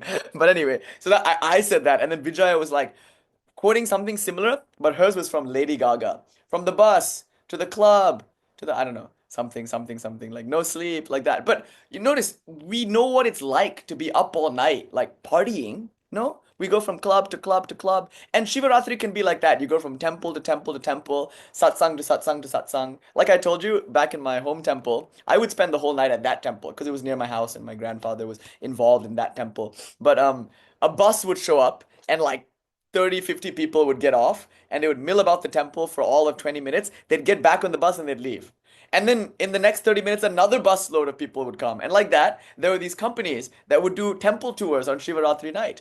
And so people would just like bar hop, in a sense, going from temple to temple to temple. So we've done that before. We've had a bar crawl. We've had a drunken night out on the town with our friends. Is it really any different? Yes, it is. It's different because it's better. It's deeper. It's more ecstatic. But I don't think it's different in kind. It's only different in degree. So I'm making a kind of Kaula Marga point here. I'm saying go buck wild for Shiva. Have a great time. Yeah, like some of us will have no hangover because many of us won't be engaging in any substances whatsoever. It's enough. The bliss of God is enough. Right? Drinking the wine of the Divine Mother, like chanting Shiva's name, it so intoxicates my mind like that. Others maybe will be having a hangover because maybe you will be partying. Whatever, you're doing it, importantly, as an act of devotion to the Lord. You're going buck wild to celebrate Shiva with all of your friends. God is something to be celebrated. And when we see a Ramakrishna or a Lakshmanju or an ecstatic person like that, we realize that God is joy. He must be approached in joy. It's a journey beginning in joy, continuing in joy, and ending in joy. And so whatever you want to do, do it with great joy. Enjoy your Shivaratri because it's not something you don't know how to do. It's not something new. You've done it before. You've partied. Why not party another night for Shiva? That's the idea. So it's a party, and it's a spiritual party in that your drug of choice, not necessarily, it could be anything, but is the name, Lord Shiva's name, or like the hymns, or the bliss of meditation. My God, it cannot be it cannot be overstated. That intoxication, it's like better than Molly. It's like if you ever had Molly, like really good Molly at a rave, and then you know what it is to meditate deeply, you'll realize that Molly ain't shit compared to the joy of meditation. It's good, but it's not this. And it's so deep and so wonderful that it is intoxication. So going back to Sri Ramakrishna, we saw that he was very, very intoxicated. And he would sway and stagger, and he would be drunk. And there's this wonderful scene where he's on a boat in Varanasi, and they're going by Manikarnika Ghat, and he's looking at Manikarnika Ghat is the biggest. It's the Mahasmashan. It's not the busiest. Nigambodh, I think, is a bit busier in Delhi, right? But it's pretty busy, and it's the Mahasmashan. So it's like the main cremation ground where people burn bodies, and it's in Varanasi, Shiva's sacred city. So Shiva is most likely to be found in a cremation ground. So Sri Ramakrishna is on a boat in Varanasi, and he's going by the Manikarnika Ghat, and he's looking, and he suddenly goes into an ecstasy. And he almost falls off the boat. Like everybody gets so startled. The boatkeeper is like, "Oh my God!" And they all like grab him, and he's about to fall off like that. And later he recounts, in a state of great joy, that he saw Shiva. He saw Shiva and Kali walking around Manikarnika Ghat, whispering mantras of liberation into the ears of the deceased. Kali had scissors. He said he saw Kali with scissors cutting bonds, the threads, and Shiva would stand and give a mantra. He's the ultimate guru. That's why I don't mourn when people die. I'm very happy for them. When people die, I'm a bit weird because you're like, "Oh, I'm so sorry." I'm like, "Why?" I'm so happy. Thank God your father died. Thank God your mother's gone. Thank God thank God your dog has died. I'm so happy because it means that Shiva has come for them. That's a Shiva. A Shiva loves death. It's birth that we fear. But why should I fear death? Death is coming face to face with my Lord, Mahakala. In fact, there are some Shaivas who don't even believe in reincarnation. We know that death, Shiva is death embodied, so we don't even believe that, like, we'll have another life. The moment death comes, I'm one with Shiva. There are, Lingayats or Veera Shaivas. They reject reincarnation. Death is, for them, not final. Death is merging with my great Lord, the Lord of death, Mahakala, the Lord of time. So why should we fear death? Anyway, Jai Ma. Oh, Deepak ji, tomorrow you're taking Diksha. Jai Ma. How exciting. I probably will see you. I didn't know. I thought you were coming March 22nd. Yesterday I was sitting with Gurudev and he said, Deepak ji is coming tomorrow. I was shocked. Yes. I didn't get any text, anything. So that's how it is now between you and I. I see. I understand. No, After I all the didn't. joy we shared in San Francisco, now not even a text when you're in Los Angeles. I see. I see. Okay. No, I just got here, Nish. Sure, sure, sure, sure, sure. And I'm a Vaishnava. No, I'm kidding. I'm kidding. I'm kidding. I'm kidding. I'm kidding. I'm so excited. I'm so excited to see you tomorrow and for the entire day tomorrow. Okay, get some rest, Prabhu. Eat some delicious food tonight. Get some nice rest. And Yes, tomorrow, I'm gonna load no, up on some calories for put on some tomorrow. calories. Because tomorrow, no sleep till Brooklyn. And Nish, by the way, tomorrow do we have a sangha as well, like through the What do you night, mean? or tomorrow do we have a Zoom sangha No, I don't think we'll be on tomorrow Zoom. night? Well, I don't Okay, know. Probably not. But text me. Let's see. okay, Yes. I will dare do. not say anything about tomorrow. Like, I don't want to set any like commitments. Like, I just want to go buck wild. Like from the moment I wake up tomorrow, I just want like the flow of the day to I Hey, I don't want want to to be part post. of that. Yeah, I'm not gonna post on like any. I don't want to post on any socials. I don't want to like do any. Like, I just want to lose myself in Shiva tomorrow. So I don't know. Let's see. Let's see if you know how when you go out for a bar crawl, sometimes you just like run into your friends at like a bar somewhere. It'll be like that. I'm just gonna plunge into Shiva Ratri and let's see what the fuck is going to happen, where I'm going to be, upside down or right side up in the Gatur or in Shiva Loka. I don't care, but I might see you somewhere. Hopefully in the course of the night. And we're doing two back to back. So this Tuesday night and Wednesday night. In the course of our two back to back Shiva Ratris, I know we'll come together somewhere, somehow so we can dance together and mad with joy in his cremation ground. You are willing. Yes. Mahadev willing, Daima. Sure. Or maybe he'll kill us and we won't wake up tomorrow. Whatever, who knows? Maybe he'll kill us.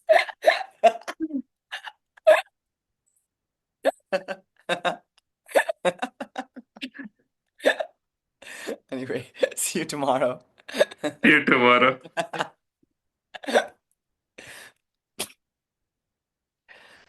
Okay, so intoxication, where the idea of no, yeah, Christina, that joke is too real on Shivaratri. So, like, death is not to be feared, etc. Manikarnika God. So, Shri Ramakrishna, he's on the boat and he's looking at Manikarnika and he sees Lord Shiva, who is whispering, liberating. Just how wonderful it is when you die. Lord, you'll have a vision of Lord Shiva. You must. He's the Lord of death. He's the one who comes. Mahakal, he comes to take you. So, he must whisper a liberating mantra in your ear like that. So he comes, Shri saw this and went into ecstasy. He saw Shiva in Varanasi. Wow. Anyway, so where were we with regards to our drunkenness discussion? Yes. Why is Lord Shiva so drunk? I just kind of referenced it in the beginning of the lecture that there's like this Soma and Lord Shiva is Someshwara. He's sometimes depicted as smoking a chilam or drinking bhang. Sometimes he's depicted as like being drunk on whiskey, as we saw in the Bhairava temples, like that. But what is he really drunk on? Maybe all of these substances. Also, we mentioned we made a passing reference to Datura. Datura is Lord Shiva's favorite hallucinogen. It's a very, very strong hallucinogen, like acid and shrooms and all of these things. They can't hold a candle to this Datura. It's very, very strong, very, very powerful thing. And interestingly, it's poisonous also. So if people try to take it, they'll die. Many people have actually died trying to take Datura. It's something that only Lord Shiva can take. And I don't even think it's like, because like obviously marijuana is in many places illegal. And of course, psychedelics like mushrooms and LSD are of course illegal. And so you have to be like, remember, follow the laws of your country and everything like that. So this kind of thing, like Datura, I don't even think it's illegal because I don't think anybody even knows that it's a hallucinogenic.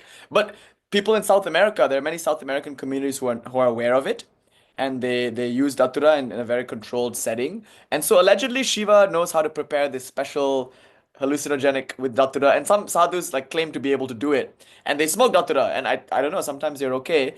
But I also heard from somebody, a Baba, Govindanand Babaji, told me that you have to be very careful. In fact, we were all going to sit with some Agori sadhus like later that night. But earlier in the day, we were sitting with Govindanand Baba, and he said, he leaned in. When he heard our plans for the evening, he leaned in, he's like, don't smoke the chillum. And then he started telling me Datura stories. He said, some people can handle it, other people lose their minds forever. He claims that it's like an acid trip or that you can never quite come back from, which is everyone's nightmare. Like everyone feels like when they're on acid, this is the only time. This is my life now. Like apparently with Datura, that could very well be true, and people have lost their minds on it because of very strong dose. For Shiva, that's his drug of choice. So maybe like literally, maybe Lord Shiva literally is drunk on whiskey and on bhang, and maybe he is smoking his chillum and engaging in datura, and maybe he is literally high on all these things. I don't know. The Puranas speak that way. But I'm tempted to also read this in a symbolic sense. Obviously, we know that the bliss of meditation is the highest degree of intoxication that one can feel. And that's, I think, just anecdotally true, but it's experientially proven that all the various substances of the world, there is no madness like divine madness. There is no drunkenness like God's drunkenness. Like once we taste that, that's the only thing that we tend to like. Usually it's like you leave other drugs behind when you find a better drug, something like that. So we enjoy. So Shiva is probably so blissed out on God, like we saw with Ramakrishna. Remember, Ramakrishna, he couldn't even lift the wine to his lips. That's an important point. He would take the cup of wine in the tantric ritual, Kaula Marga type ritual. He would bring it to his lips, and then he would go into samadhi. The very smell of the very thought of it would send him into samadhi. He couldn't even drink the wine. What to say of like smoking siddhi or something like that? He couldn't engage in the practice of consuming hallucinogens, mostly because he was too high for it. Do you know what I mean? It's like those are like lower states of drunkenness. But in a sense, like I was saying in the beginning of the lecture, there is a bit of a parallel. So sometimes engaging in these things, I think, helps us identify with Shiva or feel closer to Shiva, like by covering yourself in ash. It's not like you're saying I'm Shiva. Obviously, like Shiva is Shiva. Right? It's not necessarily a non-dual claim. I'm Shiva, therefore I'm covering myself in ash. No, I'm devoted to Shiva, therefore I cover myself in ash because I'm reminded of Shiva when I smell the bhasma or when I see the bhasma. Or I'm naked, sitting in the duni. Why? Because Shiva is Digambara, so I like to identify with him because I'm sitting Digambara like that. Or Lord Shiva is Vatula Nata, he's intoxicated, so I will drink some bhang, or I will have some kind of thing, and then I will be intoxicated. Like, it's not that Shiva is actually any of these things, but because the images attributed to Shiva depict these things, by myself, like entering into the imagery, I can come to think of Shiva. So that's one way to think about it. So, like, it's a devotional practice to get into the bhava, the mood of Lord Shiva, by engaging in activities and practices that are symbolic of Lord Shiva. But what is he smoking actually? Meditation. Unfortunately, a lot of this discussion about wine and sexual joy and datura, like all of these things. Ultimately, it starts to become a dare commercial on my end because ultimately I'm like, kids, don't do drugs. You know why? Because God is the best drug. It's almost like a corny, like cheesy, like high school, like be high on life, kids, kind of thing. That's what it eventually ends up being because that's like our position that like all of these are great. Enjoy your life. Party on, Wayne. Party on, Garth. But damn if I can't like make a youth pastor point here that like God is obviously the bliss. So like, when we saw Sri Ramakrishna, he couldn't really drink it, couldn't really take the thing. So Shiva is probably on that level of joy. He's like on that level of bliss, right?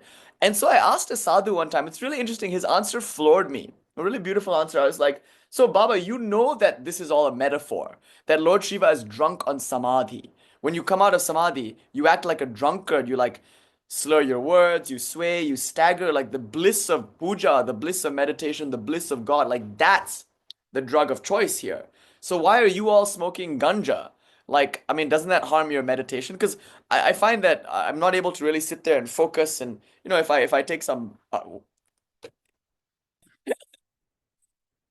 so maybe like not enough pujas. So anyway, I find that it doesn't really help. It doesn't really help in my meditation like that. I like kind of lose focus and I can't really get into the state that I want with meditation. So I was asking these babas, I'm like, why do you take so much chilam and ganja and all that? Like, doesn't it harm your meditation? After all, don't you know? Like I was younger, I was a bit more puritanical. I was like, don't you know Shiva's drug of choice is samadhi? And this Baba, he said to me, yes, Baba, yes, we know. Shiva is drunk on samadhi. He is intoxicated on that, but Baba, we have to start somewhere, no? He said to me. I love that idea. What a beautiful idea. It's like we have to start somewhere. The idea that like all intoxication is of God, and even recognizing that that intoxication might be on a different like a different level and like a different degree, maybe even in different in terms of kind. Even then we go from one bliss to another. So on the night of Lord Shiva, bliss is important. Find it any which way you want. Right? So I think that's I really liked that answer. Baba, we have to start somewhere. Anyway, now I want to make some slightly subtler points about bliss. So I want to give three ways to get bliss, Shiva level bliss.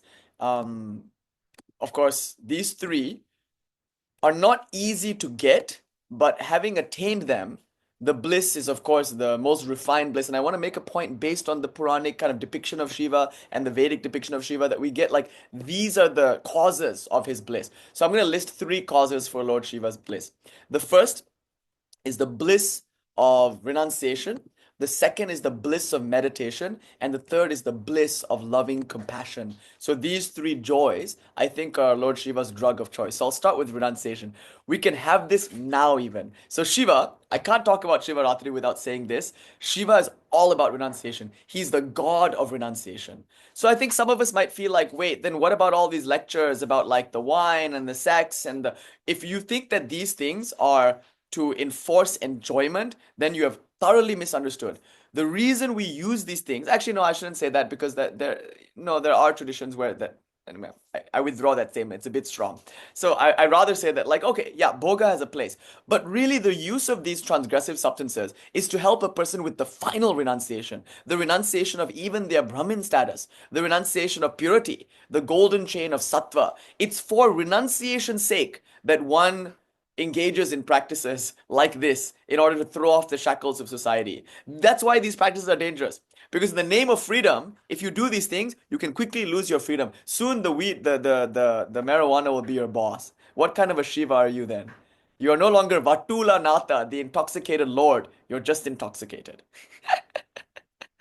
And now your sovereignty is gone. So that's the danger of these things. Because if they become indulgences, that's fine, but they're counterproductive to sadhana. Sadhana is about freedom, and these practices can sometimes create strong addictive patterns or strong attachments. So the purpose is actually to cultivate renunciation. Renunciation of what? In that context, renunciation of your idea of pure and impure. That's why we engage in so-called impure substances to overcome the bondage of purity. That's something to be noted. But Lord Shiva, just from the get-go, from the very beginning, the imagery stresses above all renunciation. Whereas other gods, and my guru was just making this point the other day, the other gods are usually, when you see them, they're dressed very nicely. I have to make a confession. I love Durga Ma, of course, it's only one mother, but I'm not that attracted to the image of Ma Durga. I have to make this confession. I can't help it. And the thing that I think kind of makes it difficult for me to really lose myself in Ma Durga is that she's just so regal. Her lion is so beautiful, and she's got a beautiful like sari, and she's got all this jewelry. She's got this like kind of Vishnu vibe, where she's like really beautiful. And I love that, and I love Ma Durga, and I love the name Durga, but I much prefer to think of her wild-haired in the battlefield, covered in blood. Like that Durga is a bit more appealing to me. Maybe it's my Adra Nakshatra, I don't know what it is, but I like Durga in the form of Chamunda or Kali. Because I like the renunciation that those images demonstrate. There's no gold, there's no jewelry, there's no fanfare, there's no ornate sari. There's like utter simplicity. There's like such abysmal simplicity almost. Yeah, I like that. Ma Durga post battle or pre battle or during battle. I tend to like, before she goes into Manasarova and has a little bath and has her spa day on the like, the ninth day of.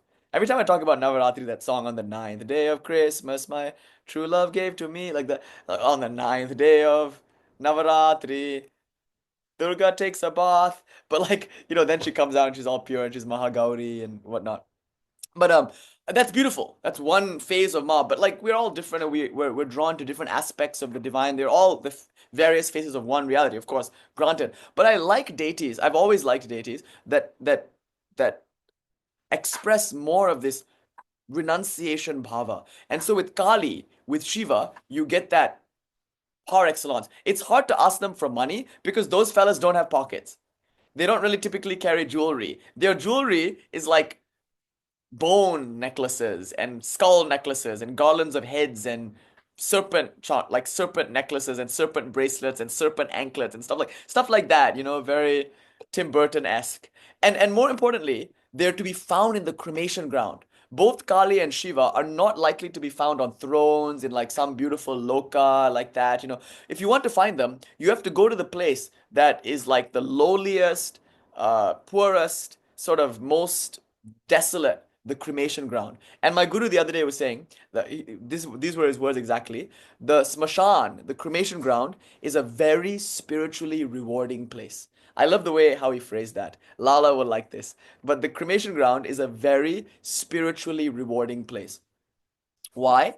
Because in the cremation ground, above all, you learn renunciation. That's the main value of the cremation ground. I've spoken of the smashan in different contexts. And obviously, the smashan has value also as like a liminal space in between worlds. So it's not necessarily the case that everyone who's practicing in the smashan is interested in renunciation. No, far from it. Many people who practice in the smashan, in the cremation ground, are interested in power. They're there because they're trying to leverage the magical properties of the smashan and the deities who live there, the yoginis and the Bhairavas and whatnot, in order to get powers, for the purposes of bhoga, to enjoy the world. So it's not necessarily the case that everyone in the smashan is there for renunciation's sake. It's also a magically charged place. But that aside, usually when people go to the smashan, it's to mourn their dead. They go there to like burn their loved ones. And when we were in the smashan just recently, we saw like a very young man on a funeral pyre.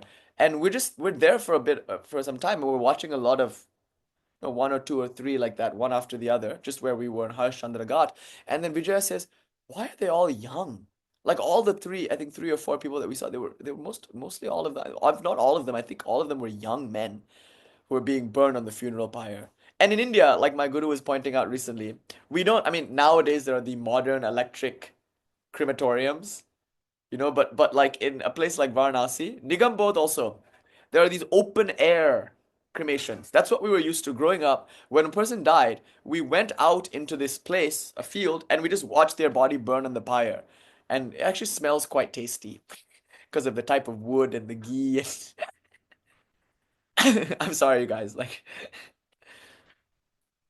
I'm emboldened by our 18 plus status to say all these crazy things. I'm really not that crazy, you guys, honestly. Like, I know you wish that I was, but I'm not. I just like sit here quietly and sweetly. Like, I'm not eating brains in the smashan or anything. But we would see these open air cremations, and they were very evocative, and I would stand with my grandfather next to the um Tara Shiva has been to the house. So Anyway, so we would stand there.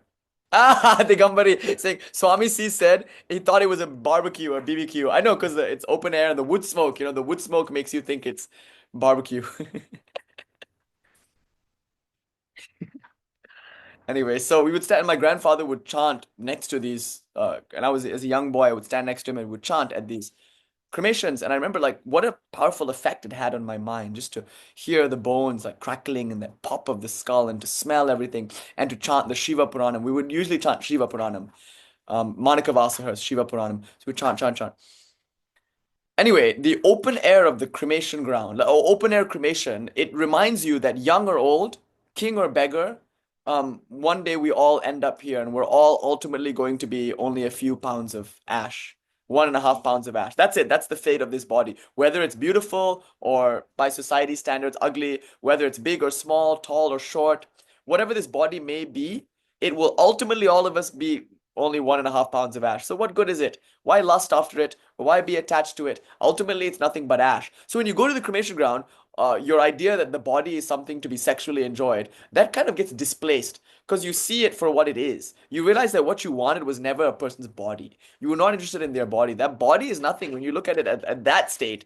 I mean, that really reminds you the person is not their body because there's the person's body and that person is not there.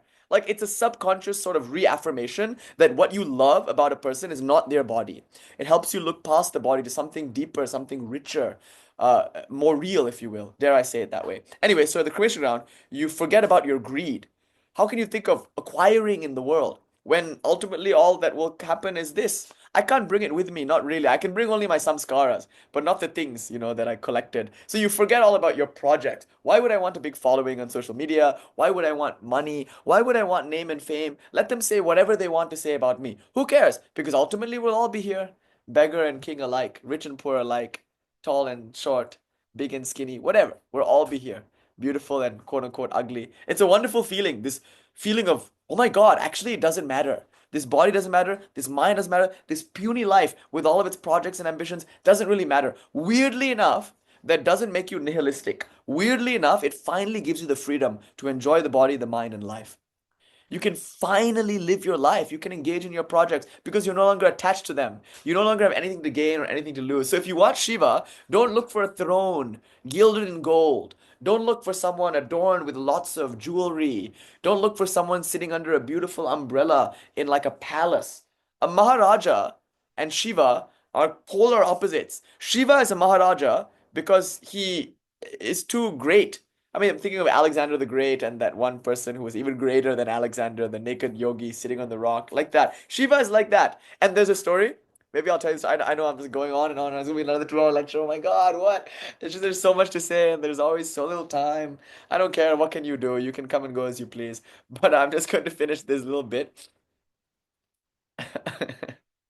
That once there was a person he went a king went to a sadhu, a great monk, a spiritual person in the woods. He said, please come back with me to my palace. I want to give you a gift.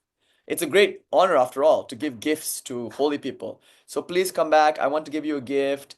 It would make me very happy. So after much persuasion, finally the sadhu decided to follow this king back to the palace. And so the king said, okay, just wait here. I'll bring the gift out, but let me just pray first. It's my time to pray. So I'll just give me a moment. So he goes to the corner. He says, oh God, please protect my children. Please protect my wife. Please protect my kingdom. Also, please help me grow my kingdom. Please help me grow my wealth. May I become stronger and healthier. And suddenly the sadhu, upon hearing this prayer, turned around and stormed out of the palace. And the king was horrified. He quickly got up off of his knees and he chased the sadhu and said, wait, where are you going? You haven't yet accepted my gift. The sadhu turns around and says scornfully, I do not beg of beggars, and walked out. You see, the king, he was the king, yet he was nothing but a beggar because he was so attached to all of these things. Yet this sadhu in the woods, living simply on the fruits and on the simple water of the streams like that, he had conquered the world because he had conquered his mind like that. So Shiva is this type. He's very averse to like palaces and it's not his style. He's more likely to be found in the cremation ground. And what does he do there? He sits absorbed in meditation. Or He dances, mad with joy, drinking bhang or soma or some other intoxicant, dancing with his friends, the ghosts and whatnot. So he's in the cremation ground. Why is he so happy? I want to make this first point because renunciation is joy. My guru was just talking about it the other day. When I truly have nothing to lose and when I truly have nothing to gain, I cannot help but be absolutely blissed out. In fact, the only thing interrupting your natural state of unimpeded bliss is your hankering after things and your fear of losing things. If you didn't own anything, that doesn't mean you like donate everything. What you need to give up is your mental attachment to these things. See, you could give everything up, divorce your spouse, leave your home, donate all your clothes to charity. But if you go to the Himalayas, you'll just be attached to your loincloth. You'll be attached to your cave. You'll be attached to your disciple. The problem is not the things. The problem is the mind that says mine. A mind that says mine is a minefield. Beware. That's why life is so painful. Because the mind keeps saying mine, mine, mine, mine, mine. What needs to be released is that. Have your spouse, have your house, have your mouse, whatever. But you must in your mind say, none of these are mine. They belong to the Lord. Lord, kill them when you want. Mahadeva, kill them all whenever you want. They're yours. They're not mine to protect. They're yours to take. When Mahadeva comes for your children, when he comes for your spouse, when he comes for your house, when he comes for your mouse, let him have it. After all, they're not yours. They're his. The mouse dies with a squeak, crushed under the heel of Mahadeva. You laugh and clap your hands. I loved you, but you're never mine to keep. I surrender you. I release you. Right now, in this moment, release all your loved ones. Just in your mind, say, they do not belong to me. I love them. I love them so much, but they're not mine. It's not my kids, not my husband, not my friend. This is when people take things that I say out of context. If you Google my name, first thing that comes out is Nish the Fish a cult? Because apparently some young girl was watching many many videos on the internet, and she told her mom one of this guy said like teaching like you're not the body, not the mind, and the mom said this guy said to my daughter that the body is not hers, and then he told her to go and when these things get taken out of context. Anyway, so when I say this, I'm not saying this in like a cult way, like oh my God, like no, stay with your husband, your spouse, stay with your house, like be in your house, live your life as you would normally. Nothing needs to change in your external life. That's where all these people go wrong. They all move to a commune. It doesn't work because even if you move to a commune, you'll bring your attachments with you there and you'll just form new attachments with the people in the commune. They won't be your family, they'll be your spiritual family and they'll be just as neurotic, if not more so. You see? So, what needs to be surrendered now is not your actual loved one, it's your idea that they are yours. So, we must all of us now resolve to give back unto God what is due unto God, what is already hers. My husband, my wife, my partner, my spouse, my house, my clothes, my possessions.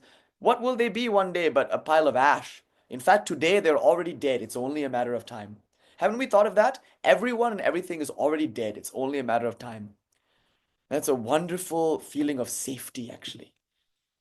Suddenly feel safe because you're like, actually, my love is not binding. My love doesn't require you to stay alive or for you to stay here. I love you freely and you can come and go as you please. Because ultimately you're not mine. I love you, but I love you as God's. I love you as God, rather. So you're either God's or you're God, but you have nothing ultimately to do with me. I just love you only. Like that feeling. So Lord Shiva's renunciation gives him joy because the moment we're able to let go of all the things we're hankering out of, we're free. And then similarly, the things that we fear. If we love things, we also hate things. Like if we are attached to things, we also averse things. It's not so easy, but if we can relax our hold on the things that we love, the hold that fear has on us will also release. There's that beautiful story that the Avaduta, he was walking and he saw a kite, a bird, and in the bird's mouth was a fish, and the bird was being hotly pursued by a gang of crows, a murder of crows. It was a murder. What a wonderful and epic name. So a murder of crows was chasing this poor bird around, and then the bird dropped the fish, and the crows just went for the fish and left the bird alone. And when the Avaduta saw that, he felt so happy, and he said, "Aha! I have learned a great secret. The crows of suffering, anxiety, grief will follow me only insofar as I hold the fish of fear and desire in my mouth. Having dropped these things, also anxiety, fear, all of these things must also go away. So drop the fish, right?" And And that's all of our fear, all of our desire. So, what will we do now? Whatever we want, but without any desire for outcome, without any fear of consequence. That's Lord Shiva's state of renunciation. So, Lord Shiva is the ultimate renunciant. That's the first point I want to make. The bliss of Lord Shiva. Like, why is Lord Shiva so drunk? Why is he the intoxicated Lord? Because how can you be anything but blissed out? How can you be anything but intoxicated when you have absolutely nothing to lose and absolutely nothing to gain? You know you're just passing through here. This whole thing is a temporary phase in your journey. It's here now, it's gone tomorrow. Don't touch anything here. The moment you hold anything in this world, it will catch you and it will not let go. That story about the bear. So there was a guy, there was a flood, and the flood was washing away his village. And this man thought, hey, look, a rug. It's a nice rug. Let me go and grab it. I mean, it's just flowing down the river anyway. So he goes to the rug and he catches the rug, at which point the rug catches him and he realizes it's not a rug, it's a bear. And so he's getting a bear hug. And so the bear is dragging this man down the river, and his friends are shouting at him, Baba, let go of the bear. I mean, no, let go of the rug. Let go of the rug. It's not worth your life. Give up the rug. Just come to us. Swim to us. And he says, Baba, I am letting go, but the bear won't let go of me. So it's like that. The moment you touch anything in this world, the moment you say, my money, my friends, my wife, my knife, then my strife. The moment you touch something, it catches you, bear hug, and doomed. Pain, pain, pain, pain. Only a matter of time. It's only a matter of time until all the things you love will cause you pain. That's the thing about this world. It's samsara. But that doesn't mean you need to let go. It just means you need to let go of your hold on it. Let it be there. But don't touch it. Don't go in for anything in this world. Just enjoy everything as it comes. Let it go in its own time. But then know that you're only a traveler here. So this is Lord Shiva's state. He's sort of like a liminal figure. He's half in, half out, not really part of society, because he knows that nothing here is really worth his while. But how do we get that state? It's one to talk. It's very easy to talk about this. It's very hard to live this state of absolute, utter renunciation. So how do you get it? So I want to come to the next thing, the bliss of meditation. Right? So the bliss of renunciation is only possible when you've tasted the bliss of meditation. So the only reason you can renounce the things of this world is because you have found a thing that is higher and better.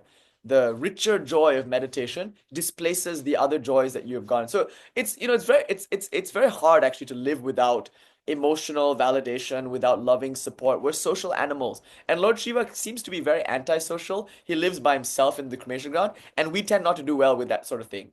So when people go out and spend a lot of time by themselves, they get a bit cracked. Haven't you noticed?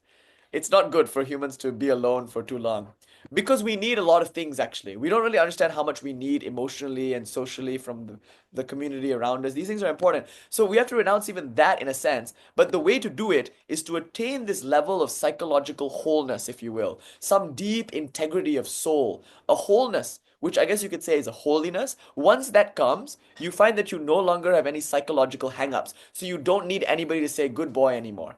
You know, usually up until this point, we need people to like pat our heads and say, good boy, good girl. But you were so sweet. You're contributing so much to society. We love you so much. You mean so much to us. We need that. You know, like Gwyneth, no, not Gwyneth Paltrow. Wait, Vijaya, who is the AMC lady? Because we need that. Oh, sorry, thank you. Nicole Kidman, not Gwyneth Paltrow, Nicole Kidman. If you go to AMC, we're no longer Stubbs members. They kicked us out. I'm more upset about being kicked off of AMC Stubbs than being banned on YouTube. Why did we get kicked? Why did we get kicked out of AMC Stubbs? Because my card expired and then they like, I don't know, they just kicked us off. So now I can't get back on AMC Stubbs. 3 free movies a week? Where am I gonna get my cultural references now? I mean like, anyway. So anyway, when you go to an AMC film, in the beginning there's like this little like AMC ad, and it's Nicole Kidman. It looks like she breaks into the theater. It's like raining in the middle of the night. She walks through a rain puddle and she like breaks into the. Oh, oh, I did. Thank you, Ruth. Anyway, she breaks into the theater, and then she's like watching a movie, and she's like, here, heartbreak feels good in a place like this. You guys, I really love this ad, because it's like just so Shiva non-duality. Like she's like, heartbreak feels good in a place like this. Here, stories become real. Music that just soars through you. Like she's like preaching about the theater, and she goes, because we need, yeah, we come to laugh. Here we come because heartbreak feels good in a place like this. And then she turns around and is like, because we need that, all of us. And it's true, we need all of this. Like in the beginning, we need a lot of this social validation. Most of us, we didn't like grow up yet, because our upbringings were so rough. Like some of us didn't get the parenting we needed. Like that's the case for all of us. Wherever in the world you may have grown up, there are a lot of like psychological things that are like unresolved in us. And so we seek it out. We don't really understand these things until we start doing some sadhana and we're like, whoa, actually I'm kind of messed up. I need a lot from a lot of people. I can give up my car, no problem. But I have all these like psychological things that I need from people, and I can't let that go. I can't let go of this person saying this or looking at me in a certain way. Like, you got caught by the bear. So, what is required is this very, very deep level of psychological integration, a kind of wholeness, which we call holiness. Yeah, right. I love that Shiva is saying the psychological wholeness of Kali to have a husband, but he's a dead guy. He's death himself. She's a cackling widow, right? Like Dhumavati or Jeshta. She's an example of someone who's psychologically whole. And there are other like very transgressive images that represent this also. Like I was telling you about the Kaubjika metaphor. The reason goddess Parvati is called Kaubjika, hunchback, is because in this story, she's found a way to give herself head. She's like actually like doubled over like this and she's licking her own yoni. And Lord Shiva sees her and he's full of joy because he's like, oh my God, you've discovered the highest yoga, the yoga rahasya, the secret of yoga. Please teach me. So she takes on the role of the teacher here because she's discovered her own innate joy. She's gone beyond her husband almost in a sense. To non-duality, you can go through Shiva or Shakti, doesn't matter. Both of them ultimately they dissolve into the one. And that non-duality is wholeness. But once a person enters into it in meditation, the bliss of that, Sri Ramakrishna says, it's like every pore of your skin becomes a yoni, a sex organ, and you're being fucked by God in every pore of your body. That's the way Sri Ramakrishna actually said that. Like that every pore in the skin becomes a yoni, a sexual organ. And the bliss of that, he says it's like unbelievable joy. But that's what we're talking about when we talk about nirvikalpa samadhi or even savikalpa samadhi. A deep state of meditation is such a deep, intoxicating joy that it naturally comes with that psychological wholeness. Allegedly, supposedly, ideally, not always. There are some cases, but usually, I think most of the time, if you get that state, even a slight taste of that, you will get this bliss. And once that bliss comes, that's how you get renunciation. The joy of renunciation and the joy of meditation. That's the drug, I would say. Everything else is merely like a metaphor of reckless, wild abandon. Because when you drink, when you smoke, you become a renunciant for a little while. Haven't you noticed? Like, not always. Sometimes you become extra attached, but that's why people drink actually. Because they're like, the other day I was saying, some people drink to remember. Some people drink to forget. Others drink to remember. I was being dramatic and I was making a joke. Anyway, but that's I think a very important what do you call it? Insight regarding drink, that we go to the drink. The insight there is because while we're drinking, we're renunciant. Yeah, right? Like Ruth was saying, you were drunk the other day, lost your phone for 4 hours, didn't even care. No, it's just the joy of seeing you, Diane. The other day, I was looking at somebody and just like smiling. I get into trouble a little bit, and so he came up to me and he was like, "Why are you just smiling at me?" And the only thing I could say was, like, I don't know, I just feel happy when I look at you. And I was like, "Oh man, I feel like that's maybe like flirting or something." And he was like it was kind of uncomfortable. I was like, "I don't know, I just like look at your face and I feel so happy. Your face makes me happy." It's like, what? Like, what? Weird. But anyway, so yeah, just crazy smiling. But what is it? Where were we? Ah, the joy of renunciation. That's the joy that we get when we drink or when we smoke. And not only that, the renunciation is not just renunciation of attachment, it's also renunciation of rules. Lord Shiva is totally transgressing rules, but not because he has a hang up. Like some people are like, oh, a rule, I have to break it. It's not like that. It's like he doesn't even care about rules because he's Swatantriya. He's a rule unto himself. That being said, he doesn't really fit into society, but he doesn't care to. That's our problem. Like you know what our problem is? I think like this is interesting. We want to break all the rules, but we also want to be like in society where the price of entry is following all the rules. So we're like spoiled children. We want to have it our way, but we want also to be like totally loved for it. How can we be? Society does not really understand that. And if you want to be in society, then be in society, do their things. Like, if you want to make your parents proud, like get the job they think you should get. Like, if you care about all of that, you should do it that way. But our problem is we don't do anything that society wants us to do, and then we expect society to be okay with that, to praise us for it, you know? Um, so Shiva, he doesn't need anything for society. That's why he's happy to like break all the not break all the rules, but just like do things his own way. Just out of indifference to the rules. Okay, having said all that, um, where were we? Okay, so renunciation. The joy and bliss of renunciation. Lord Shiva represents that. He wears pretty much nothing like Sri Ramakrishna. That's why I love Sri Ramakrishna's image, because he has nothing. Like, you can't ask him for money. What pockets does he have to give you money, you know? He's just sitting there like blissed out in God. But if you want spiritual treasure, he has it in I don't even know what a superlative word would be right here to describe this unbelievable treasure. No worldly word could do it. It's not quantitative. It's a qualitative kind of thing. It's like words in the world will not suffice to describe the treasure of Sri Ramakrishna. And he said, if you meditate on this body, on this one, all my treasures will become yours. You'll gain his spiritual inheritance. It's nothing of the world. You'll end up with a loincloth. Ram Prasad says, is this what I get from worshipping you, mother? I ended up in a loincloth and a begging bowl. This is the result of worshiping you? Yes. Think of it this way. If you worship God, your life will be ruined. You'll be destitute. You'll be broken and bent and heartbroken and alone. Thank God. That's the idea. That's the kind of like Shiva Bhakti, Kali Bhakti. It's like, though your love will ruin me, I will take it. Only a drunkard or a fool is bold enough to make a statement like this. To look at the Divine Mother, swaying drunk, and say, do your worst. Ha ha ha, Tara. Joy, Ma Tara. I love you. I love you so much that I will love you even as you kill me. You can stab me in the heart and I will still say I love you. Only a drunkard can speak like that, you see. Only a drunkard is so foolish, so reckless. Only a drunkard can sing for Shiva, in a sense, because only a drunkard like can give up inhibitions and rules. So if we need the help of like actual substances, yeah, sure, why not? But I would argue the real drunkenness is the drunkenness that you have all the time as a result of renunciation and meditation. To close, there's one last thing. And this maybe is a very refined form of drunkenness. As a result of meditation, nirvikalpa samadhi, you not only get renunciation, you also get the sense that you are one with all things. That's just like a flavor, a byproduct, or a fragrance that follows you out of samadhi. So when you come back into the body and you become aware of the world, suddenly you feel like, wait a minute, I am this person and I am that person. And suddenly your heart is moved with such compassion that you plunge into the field of action in order to serve one and all. So when your eyes are closed, you're absorbed in samadhi. When your eyes are open, you are actively engaged in the worship of God as every tree and as every person, as every plant, as I've said that already, but as every animal, like that's another bliss.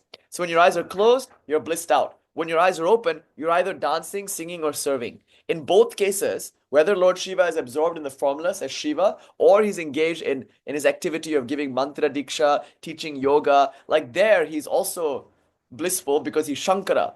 And through his bliss, he feels compassion for all beings. And through that compassion, he then blissfully, out of fullness, gives spiritual instruction, gives spiritual nourishment, like that. So I want to argue today that this is why Lord Shiva is so intoxicated. He's intoxicated because he has renounced everything. No one has renounced more than Shiva. I mean, look at him.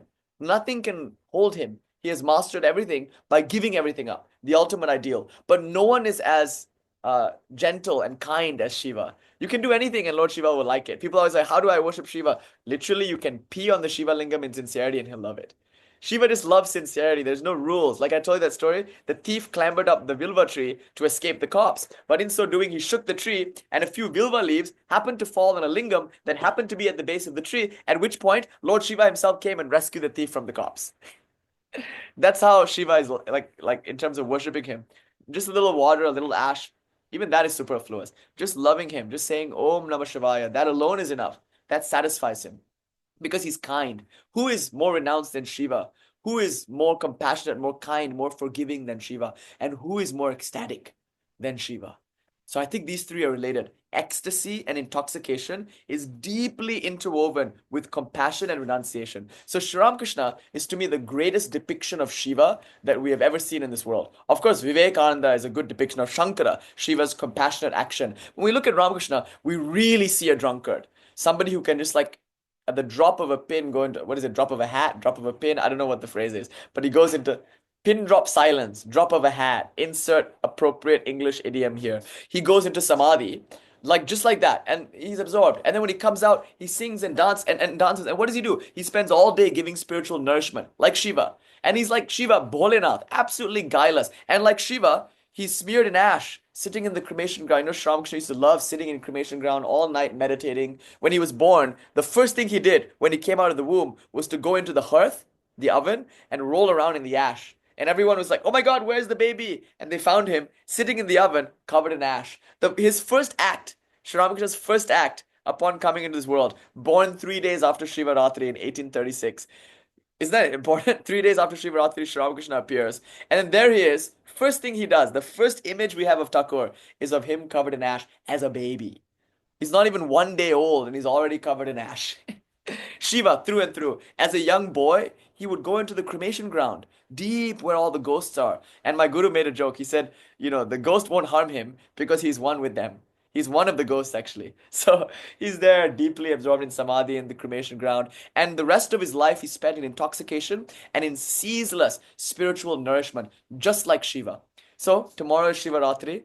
I pray that we can properly understand Shiva's intoxication according to our own predisposition and according to our own capacity. I pray that you will have no rules and no hang-ups, no feelings of guilt or shame. I pray that tomorrow you will be able to give your whole heart to Shiva Ratri and just sing and dance and jump and shout and clap or sit and meditate and just feel the joy, because Shiva Ratri is really a night for joy. However you can get that joy, get it. And delight, saying Shiva, Shiva, Shiva. Drink the bhang of Lord Shiva's name. Dance with all the bhutas and the ganas in the cremation ground in this world. Mad with the ecstasy of having given everything up. May you be immersed in bliss. Tomorrow night, the night after tomorrow, and every night for the rest of your life and long after that. May Shiva bless you with a hit of his blood. Om Shanti Shanti Shanti Samyak Bodha Vicharena Bhavanamasva Bhavatah Labdha Bodho Dayanandam Vande Sangsthanam Atmanaha Vande Sangsthanam Atmanaha Om. Lord Shiva, having looked into my own self, I recognize that this world is nothing.